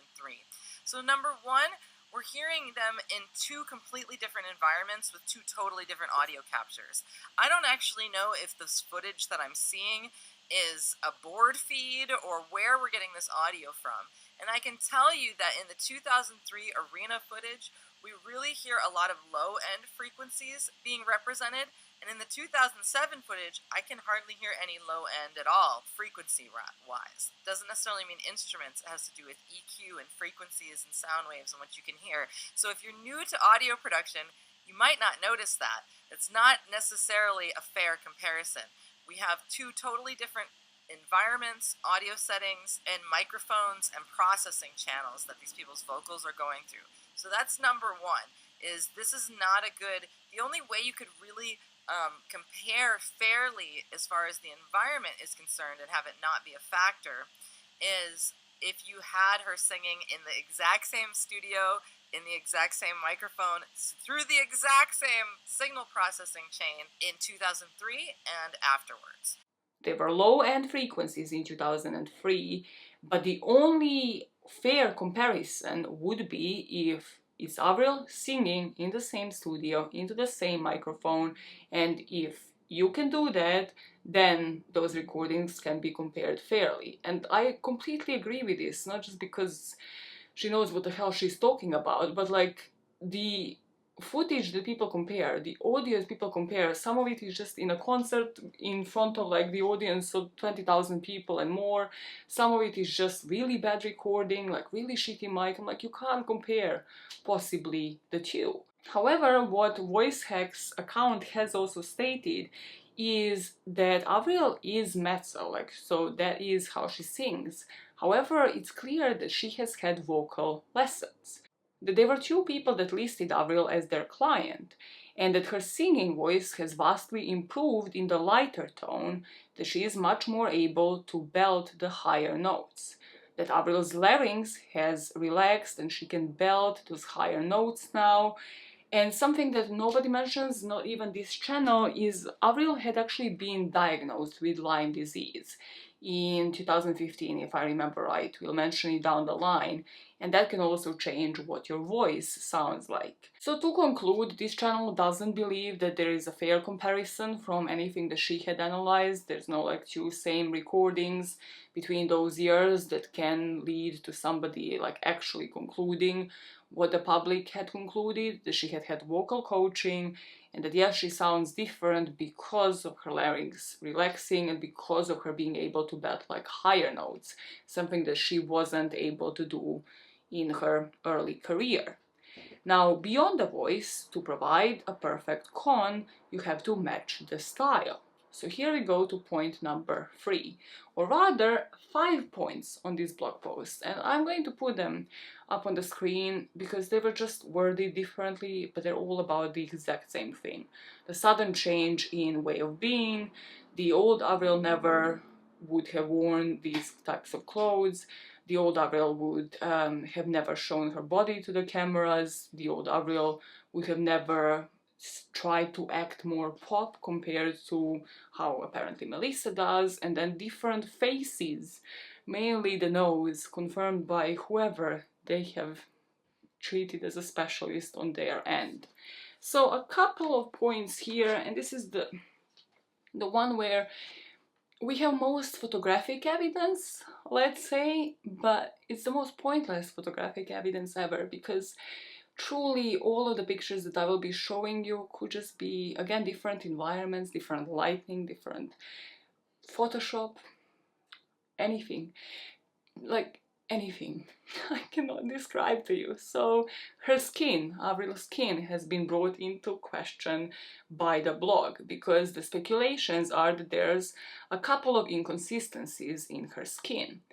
That there is a different mole pattern when it comes to, in particular, Avril's left arm, and that apparently here the left picture would be Melissa, and then there's just like a different pattern of moles on the picture of Avril from back in the day. Then there's different moles on the forehead, like in between her eyebrows, that apparently aren't there anymore. Again, even just from the glance at these pictures, you can see it's different lighting, you can see some of it might be Photoshop, her hair is parted differently, so make out of it what you would like. The blog posts and different conspiracy theories also claim that her hair and makeup has completely changed, like the way she does her makeup and also the way she parts her hair, that in the later pictures there's no parting always in the middle, that her hair is usually pushed like behind the shoulders, behind the ears, which is something that old Avril never would have done. From the wavier hair, we go on to the nose, and the nose is such a pain point for people who believe or disbelieve this theory, because Avril never came clean on this. Like, I haven't found anything where she publicly said that she had had any plastic surgery, including her nose. And now you have two sides of the internet, the side that believes in conspiracy theories and believes that the nose is a major point, that Melissa is the new Avril and that she has been replaced and that the old Avril is dead, and then there are people that clearly say that she has had some work done on her nose. It's just that Avril never fed into any of it, and that makes people absolutely lose their freaking minds. The next bit on her physical appearance, and a crucial one in so many people's minds, is Avril's height. So Avril supposedly averaged 158 in 2002, but the new Avril is shorter. According to many websites, she is now at 155. So most websites, like the general Google search first pages, on a lot of links, like, it does show that Avril is 155 meters tall. And this, again, can either mean that she had shrunk 3 centimeters, that she had lied about her height, or that just nobody bothered to check, nobody bothered to actually measure, like nobody bothered to check how tall she is with high heels on now, or like how shorter she was when she was wearing Converses back in the day. So several websites online cannot actually agree, and Avril of course didn't bother to like confirm or like dispel any theories. But here it's like the original Avril, yeah, she wore all-star style sneakers, but the new one, she prefers heels. So people are starting to wonder, like, well, that doesn't make sense, because apparently the new Avril is shorter. If she was actually 158, she's shorter now, but she's wearing heels more often. So how does this make sense? Did she shrink in size? When I first read this, so it's not even funny, it's not even funny. When I first read this, I thought that people meant like she she grew taller, and I was like, okay, none of it makes sense. It doesn't make sense that she shrunk in her like 20s and 30s, but also it doesn't make sense that she grew taller then, because you stop growing as a freaking teenager. But I genuinely thought like people didn't realize how heels worked, and I was like, oh god. Oh, this is even worse as evidence than I thought it was. But hey, in some people's minds this is strong evidence. It's strong evidence that the internet pages cannot agree on Avril's height. You make out of it whatever the hell you want at this point. Whatever the hell you want. Not only did Avril's physical appearance change though, number 4 on my list of evidence, oh, so that means that's the last one, wow. Time flies by when you're having fun. Number 4 is the signature, and something that I put, it's just literally, this is me running out of evidence, shut up, little child, is Avril's signature and her handwriting changing, and then also this random picture of her having Melissa written on her wrist. Okay, so the blog post has this to say about Avril's autograph. We lost the ability to speak. So the blog post has this to say about Avril's autograph. Now, stop to think about something. If an artist died and was replaced by a lookalike, what would he do when signing an autograph? Well, he would have 2 options. Try to imitate the old autograph, create a new autograph. Well, look how curious. Lavigne changed her autograph too. Word by word, I didn't make this sound like catchy. I can't do that. And the only proof that people post that I have seen everywhere is this picture of, I think these were like the lyrics inside of an album, inside of a cover, and then her wishing people Happy New Year. So I looked at her signatures, and there seems to be 2 different ones that she kind of alternates between. I haven't seen like the comparison again of signatures like 2003 and 2007, so the ones I've seen online, I think she oscillates like when she signs her guitar and her CD covers, she does it in one thing, and when it's an autograph, it's obviously a bit messier. She doesn't have as much time to sign like thousands of autographs. Just again think about how these are signed and then sent like in pre-releases and things like that, so obviously they would look a bit different. As for the handwriting, again, I don't see it. We are talking handwritten notes to fans here, and here there's no further supporting evidence. Speaking of handwriting, there's another picture. And according to a Vice article, this is a supposed promo picture for Under the Skin, with Melissa as a name written on Avril's hand. Other people in their analysis of the conspiracy theories have said that this might be just her giving a shout out to a fan, like why would it be a promo picture, it doesn't really make sense, or it could be Avril giving herself some press if he died down, because if she heard about this conspiracy theory, why not? Why the hell not? Like give herself some publicity by putting the name Melissa on her knuckles.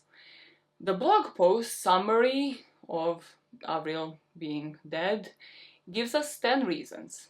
I brought them down to 4. So, legit arguments or not is my question to you at this point. Because now we're gonna go into where this theory is now, and then Avril's opinions on it, and the legacy of Avril, and truly do we really believe that this is true, what this blog post has stated in 2011 and then denied 4 years later. So in 2013, according to only one source, there was another conspiracy theory, and that was that Avril died in an accident when she was snowboarding and vacationing in the ski resort in Vancouver in British Columbia.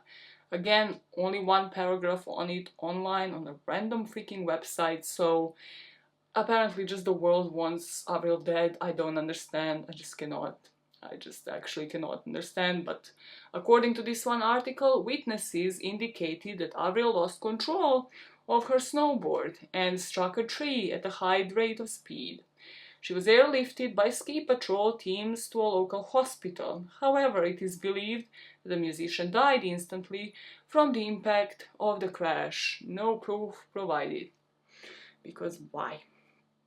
Only one source, but it gives you the idea. Because I told you in 2015, a blog admin admitted that this was a lie. Yet, well, this tweet summarizes everything, people's opinions on this for us even today. In 2021, somebody put this picture from the VMAs, the interview that Avril was doing, and her name is in inverted commas. And people have started, of course, fueling the fire, saying everybody knows it's Melissa. Like, whoever edited this knew exactly what they were doing. They just knew exactly what they were doing, and it just explains to you where people's minds are when it comes to this conspiracy theory. It's just a joke to people at this point, and I wondered yet again, like, do they know the origins of this story? Do they know all of the details that I have told you? And do they realize how stupid this freaking conspiracy theory is? I can't believe I made like a 2-hour-long video on it, but we had to do it, okay? We had to do it, and we put it behind us in the past. In 2015, again, this theory had a life on its own because it actually rose in popularity, and I think this is what inspired the blog post writer to actually come clean and say like, hey, I never said this, I was always questioning your opinion on it. And this started with a BuzzFeed article where Ryan Broderick actually said that the opening line of the original blog post admits that this theory is a hoax, and that this blog was created to show how conspiracy theories can look true. Then there was a whole thread on Twitter where a high school student posted the bunch of claims, like what people considered evidence, about Avril dying and being replaced in late 2003. At this moment in time, however, in 2015, Avril herself is diagnosed with Lyme disease. Lyme disease, I didn't know anything about this. It's a bacterial infection that spreads to humans by infected ticks. And it's easier to treat when diagnosed early. However, here I don't think that Avril was diagnosed early, just judging by the few interviews that I have watched. And if it's not diagnosed early, the symptoms can be compared to chronic fatigue syndrome. And Avril herself had said that she was constantly tired, having loss of energy, and it can last for years. In Avril's case, I believe it lasted 4 months. She said she became bedridden, and she always talks about how it completely changed her outlook on life. You would think, hearing something like this, whether or not you're a fan, you would drop it on the conspiracy theory, at least a bit. But of course, the conspiracy theorists would not hero it. There was the picture that circulated back in 2015 where people would say that this is Avril in a grocery store buying cheese when she was supposedly bedridden because of Lyme disease. So the idea here isn't that Avril is lying about Lyme disease. It's more like this proves that this is Melissa, because she isn't actually bedridden, because Melissa doesn't have Lyme disease. You tell me what this post proves. For me, it doesn't even look like Avril, but again, I will let you make your own decisions. I'm just reporting on the facts, quote-unquote, of this story. This brings us finally to the blog post writer apologizing in 2015. In this Facebook post on the page that yet again I cannot actually find on Facebook right now, they said that their intention was never to offend anyone. They just created a theory to see people's reactions. If you look, you will realize that in some places I have some clues that it was only a theory and not a fact. For example, when I put on the blog from the beginning, alleged singer Avril Lavigne death. In other words, it's just a guess. If you want to believe she's dead, is your choice, but I say that everything was just a theory created by me. My question to this person is, why did it have to be so morbid? Why did the choice of how you kill off Avril in this fan fiction of yours, why did it have to be so morbid? Like, it's so bizarre to me that people don't focus on that. Why? Out of nowhere, for no reason, no motivation, like, no, there was no storytelling. Like, if it's like a Wattpad freaking story, if it's just like a fictional story about a character and it's so morbid and sinister, it's about their supposed death and their life being taken by a doppelganger, at least make it good, at least make me believe in it. It just doesn't happen, and I have done a freaking whole ass deep dive on it, trying to offer you both sides, and it didn't happen. But this Facebook group, as I mentioned, doesn't exist anymore, but people still try to find any reason to spark the theories. Like Avril never promoting a secret bar, the jig is up, Melissa. So what is Avril say in all of this? As I said, I wanted to give you the perspective of being in her shoes, when someone kills you off for a few years. So in 2014, for the Brazilian press, they finally decided to question Avril when she was touring there. I was reading on the internet, and some people say that you were died, and this is a clone of you. Have you read about this? I didn't hear about it. I just hear about it from. I'm hearing about it from you. Mas existem provas que você não é a Avril Lavigne. Well, I'm here. And I'm in Brazil. Não é verdadeiro. It's a clone. Can you tell? And in this interview, she would say she's there, in Brazil. She's not dead. People are just bored and need something to talk about. In most of these interviews, whether or not I can play them, to summarize them, she doesn't seem like she cares about it in much detail, that she even knows about it in much detail. Like, she knows roughly about the theory, so it's like the knowledge that I had maybe going into it. I don't think she knows about all the morbid details that I have told you today. And she just says in this Facebook Live, I think this was, it just doesn't make any sense to her, because some people focus on how she hasn't aged, which is two completely opposite things if you really think about it. Even if Melissa took over, well, Melissa would have then aged. However, there's like a divide of people believing in the conspiracy theory, and then others believing like, oh, she has just never aged, she has looked completely the same, and that contradicts the conspiracy theory. Yeah, it is weird. I think they don't have anything else to talk about right now, so at least they're talking. And I think it's like really silly that anyone would even believe that, but yeah, it's this huge rumor. It's not even just a rumor. It's that I'm dead. Aren't they saying like that? Like I'm an imposter. I'm an imposter. Mm-hmm. Damn. So I like that different. But then at the same time, other people will say that I haven't aged, and they'll take pictures of me from like way back. And like now, and be like, oh my gosh, she doesn't age, she looks the same. So it kind of doesn't really make any sense. I think people are just bored and they need something to talk about.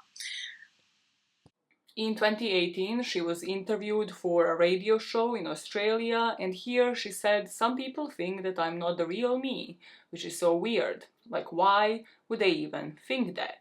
The radio hosts here, however, bring a point that is brought up a lot in this case, and that is that Avril never actually flat out denied that she had been replaced, and suggested that technological difficulties during the interview were a suspicious coincidence. And again, that is a big part of the evidence that people use in this case, that Avril just never denied these rumors. Like, why wouldn't she just come and publicly outright say, like, this is bullshit, like, of course I'm not dead, like, this is why, you know, like, people around me would be able to confirm it. Like, why never do that? And to me, I say, why do it? Why do it? She just moved on with her life. From everything I read, she doesn't really care about this theory, she doesn't know about it in much detail. And also, why not feed the press? Because if she does that, nobody would believe. Like, if I were to come here and be like, actually, I'm not dead, after somebody basically spreads the conspiracy theory about me being dead for years, we would be like, well, that's exactly something a person that has been dead for years would say. A person that has something to cover up. You can't win in these situations. You can't win.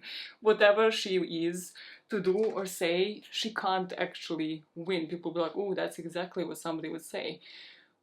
Rather, if she is to stay silent, the publicity keeps this theory ruminating for years, and she stays in the limelight. Something that I don't want to see as a comment though, and this is where it brings me here. The comment in every single video that I have watched, if she doesn't have a clone, get Melissa and Avril in the same room. Well, yet again, Melissa does not exist. Therefore, this is not a possibility. If I see a comment saying that, and it's not in a jokey kind of way, I'm hunting you down. I don't have that time. But mentally, cyber hunting you down. Don't be like that. Don't be a dumbass. It's like, yeah, of course. Yeah, the easiest thing would be have both of them in the same room. Melissa doesn't exist yet again, so this is not really a possible kind of action. The last thing that she has said, well, actually last couple of things, one was in 2019 in an interview that she did for Entertainment Weekly. And Avril said that this is just a dumb internet rumor and that she was flabbergasted that people bought into it. Then we pause on the Avril comments because in this timeline I found this thread on Reddit from 2019. Reddit is a wild, wild place. In this Reddit theory, somebody suggested that Avril has a twin and that her twin sister replaced her. So people's comments, because people are like, how do I justify this anymore? People's comments have stated that they are from the hometown, they're from Napani, where Avril is from, and that they knew a couple of people that grew up with her, so she doesn't have a twin sister, unless the twin was locked up in the attic like Bart Simpson's twin Hugo. They don't think it's possible. They didn't dig up the yearbooks as they claimed they did. They didn't dig up the yearbooks as they claimed they would in the comment though. But there's somebody that posted something interesting as well, which is they would like to know about her non-family relationships during this time as well. Because it just seems there would be dozens of people that she would interact with on a regular basis that would have noticed, and someone would have leaked that type of information, which is what I'm trying to drill into your head. Actually drill it during this video, like somebody sitting on this type of information would have fucking leaked it. I'd be the first one to be like, this is insane. What the hell? This is insane. I'd be like sitting on it saying like, what is she gonna do? What's this Melissa gonna do with Avril's life? And they'd be like, I don't like it. I'm gonna leak it. I'd be the first person to be like, no, I wanna go back to Skater Boy. What is this bullshit? And then I would leak it. Just a bit of insight into my inner thoughts. The last time she addressed it was, well, actually in a TikTok trend in 2022.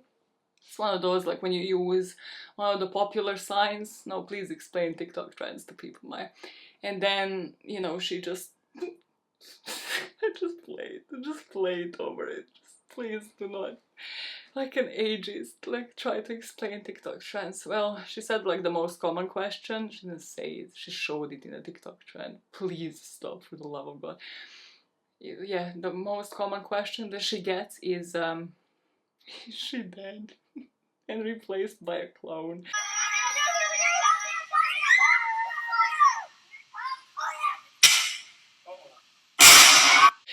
Another time she addressed it in 2022 is for the interview for Galore magazine, where she said, it's funny because everyone says I look the same, but then there's that. That doesn't make any sense. Also, how random. When people bring it up, and it's been brought up to me for like years, that there's this conspiracy theory that I'm not me or something. I'm a clone, question mark. How did something like that get so? I don't know. It's just the weirdest rumor. To finalize this story on Avril, because this is truly where it is. She addresses it sometimes, she says it's stupid, which, come on. And people don't believe it, because why doesn't she outright deny it? Why doesn't she sit down with Melissa for an interview? Because Melissa does not exist. Biased opinion, I know. I don't know if I managed to maybe convince you during this. You will let me know in the comments. And if you truly believe in this, I want to hear your best arguments. I want to hear them. I want to hear them right the hell now. I want to see a list of them. I better see an essay. I better be convinced. I better be flipping convinced, because I try to be as unbiased as humanly possible, trying not to make as much light of this story as so many people did, trying not to sensationalize it, as hard as it is with this stupid blog post. However, to finalize this story, let us go back to Avril, like her legacy from that point on, and also even the background that we have spoken about. Avril maybe, yes, wanted to break away from her family. Maybe she did want to kill the old Avril in the sense of leaving somebody behind, leaving the teenage Avril that was struggling and trying to break away from a religious family behind. She, I don't think, ever outright says that, by the way. It just kind of insinuated. And she says that she was closest to her grandpa compared to like her parents and the rest of her family. But from what I have seen from the background years, they had supported her enough when it comes to like her music career. She, regardless, has finally made it. She has made a million contract deals, she has released the album, she has reached the fame and still stayed true to herself for that moment in time. And then her grandpa dies, that clearly affects her and it's visible through her next album.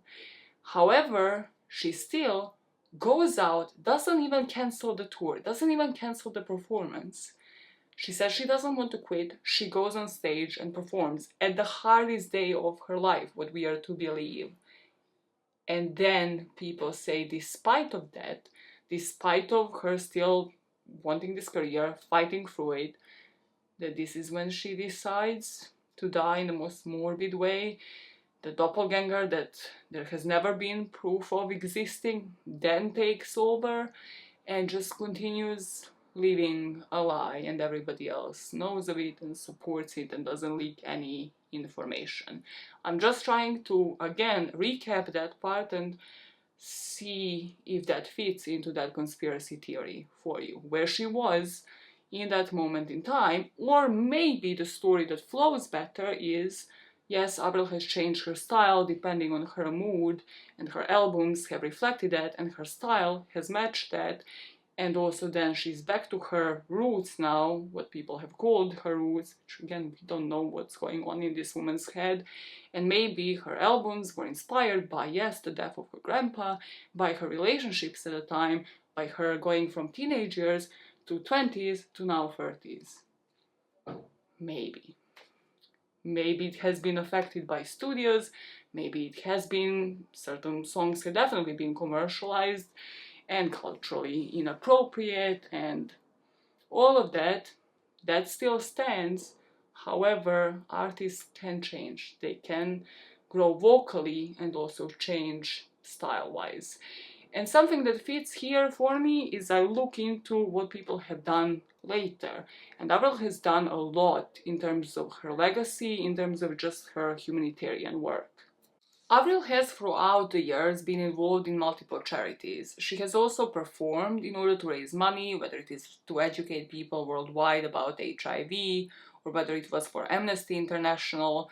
For many charities that she had involved, she has been a public speaker about them and has also performed and like done covers in order for the money from the profits, from the royalties for those performances to then go solely to those charities. In 2010, she actually founded her own foundation called the Avril Lavigne Foundation, focusing on helping young people with serious illnesses and disabilities.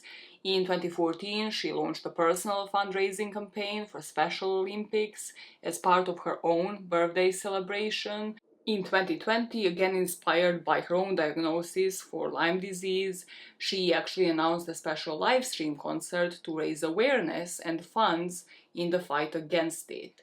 And the concert actually took place with the proceeds from all the tickets and merch going to Global Lyme Alliance. Musically, however, where Avril's legacy really is that she broke through a genre when no one else did, or rather, no female artist did at the time. In the early 2000s, when the whole scene was sweet, pop-like songs, she made it to the charts by staying true to herself. According to her interviews, that's exactly what she continued doing while growing as an artist. She has been seen as the fashion icon for the skate punk and rocker style, with her most famous songs at the time, Skater Boy, He Wasn't, and Girlfriend, frequently listed among the best pop-punk songs of all time by critics. Then, on the rise of mid to late 2010s, emo hip-hop and emo rap, Avril was noted as an influence of various musicians from that scene, with Nylon magazine noting different ones like John River, Rico Nasty, Princess Nokia, Lloyd Banks, and Nipsey Hussle. Rico Nasty himself actually named one of her alter egos Trap Lavigne, citing that she is a perfect representation of being hard and soft. She hated the term punk, but she was so punk rock. At the end of this story, you can believe Avril Lavigne is going back to her roots, and that indeed in 2003 old Avril died, and she was reborn as an artist. She experimented throughout and then got back to the old sounds, while still discovering herself, considering she's still young and she started off as a teenager, with the death of her grandpa affecting her at a young age. And maybe you just don't like her new voice, new sound, or her new music now. Or you can believe that Avril indeed died in 2003, in the biggest cover-up of all time with minimal evidence. And how Avril is dead is more than just a line, because new Avril has been living in a new body all along. Now, that is the story of Avril Lavigne and the conspiracy theories, and here is where I pass it on to you. It's not even funny. It's just morbid. It is just morbid to me. I don't know. I don't think I will ever read a piece of fan fiction again, because this is fan fiction. I'm sorry to break it to you, but this is purely all coming out of somebody's head.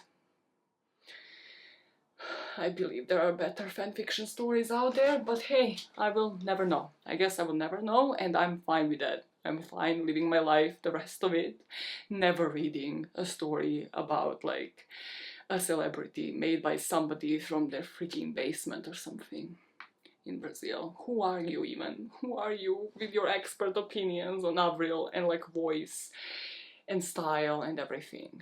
And it's just the fact that it caught traction. It's like the fact that it just went on and on, even after they came clean. I just can't. It's just bizarre. But hey, if you believe in it, shoot your shot. In the comments, try to convince me. Go for it. I believe I have given the most unbiased account of events. I have given you all of the evidence that you need. And if you believe it, my brothers and sisters, put it in the comments. Try to convince me. I don't think you'll get there, but you take up a challenge. Come on, take it up. Take it the fuck up. Let me go. Let me go now. Who is keeping you, Mike? Who is truly keeping you here? Who is keeping you? Honestly, if I ever make it in life and somebody starts the conspiracy theories, that I'm like, just find a better hobby, because you cannot win. You can't convince somebody. You can't convince them. I will not be able to. Avril can't. She's a fucking motherfucking rock star. Okay, debatable. In terms of the genre of music, you don't say genres of music because you don't know them. You clearly had to listen to other person describe some musical genres to understand what people mean. And that is how you find the real proof, or rather disprove the freaking theory. You find professionals and not just evidence of, like, Photoshop online and possible plastic surgery. I actually can't talk anymore. I have run out of my talking battery for the day. You know, you have social battery, you have talking battery. Have you mumbled throughout this video? Let's see. I'm gonna go edit it. I hope that you will be able to understand this story, because I really was not bothered at work today. I was not bothered at, like, trying to talk. I was not the most social butterfly today. When are you ever? You're like the least social person I know. Good talk, good talk. Am I out? I'll be seeing you guys probably next week with a new one. Make sure you like and subscribe. You really suck at the promotion part. You really suck at it. And some Avril Lavigne TikTok, yeah. The trends, yeah, follow for the same sound. Please do not describe TikTok to anybody ever. What is TikTok? What is the app all about? Shut the fuck up. Hey, it helped me, the algorithm helped me figure something out, and you ruminate on what the algorithm helped me figure out. Or no, because don't mess with my life. Don't fucking figure out a single part of my personal life. Okay, I will hunt you down. I will reverse image search you. Reverse image search, you would think like it actually works and like it helps people. Honestly, has never helped me find a person. Like, TV shows really lie to you. Where is this chat going? Reverse image search. Go try it. Go try it. See for yourself. I've tried, I think, even to search myself and it didn't work. So, because I had to, okay, listen. I had to understand. Wait a minute. So I wanted to find somebody at work, right? So I wanted to see if I screenshot their picture on Slack, if they will be alerted. And so I practiced on myself. I screenshotted my own picture on Slack. It's a sad story. I didn't say it's a good story. And then I reverse searched myself, and I don't think I found myself.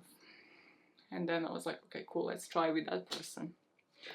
My first reverse image search was on myself. This is so sad. You really need a life. Like, you really need a better social life. What to reverse search image? I'm out. It's just something. Sure, go try it yourself. Try it yourself, okay? If you don't believe me, try it yourf. You'll lead nowhere. Fucking Penelope Garcia and like everybody lied to me on the internet. And on Criminal Minds. Mostly Criminal Minds. I have been lied to. I will live with it. Bye guys, my out now. God, so pointless. Why do you like this?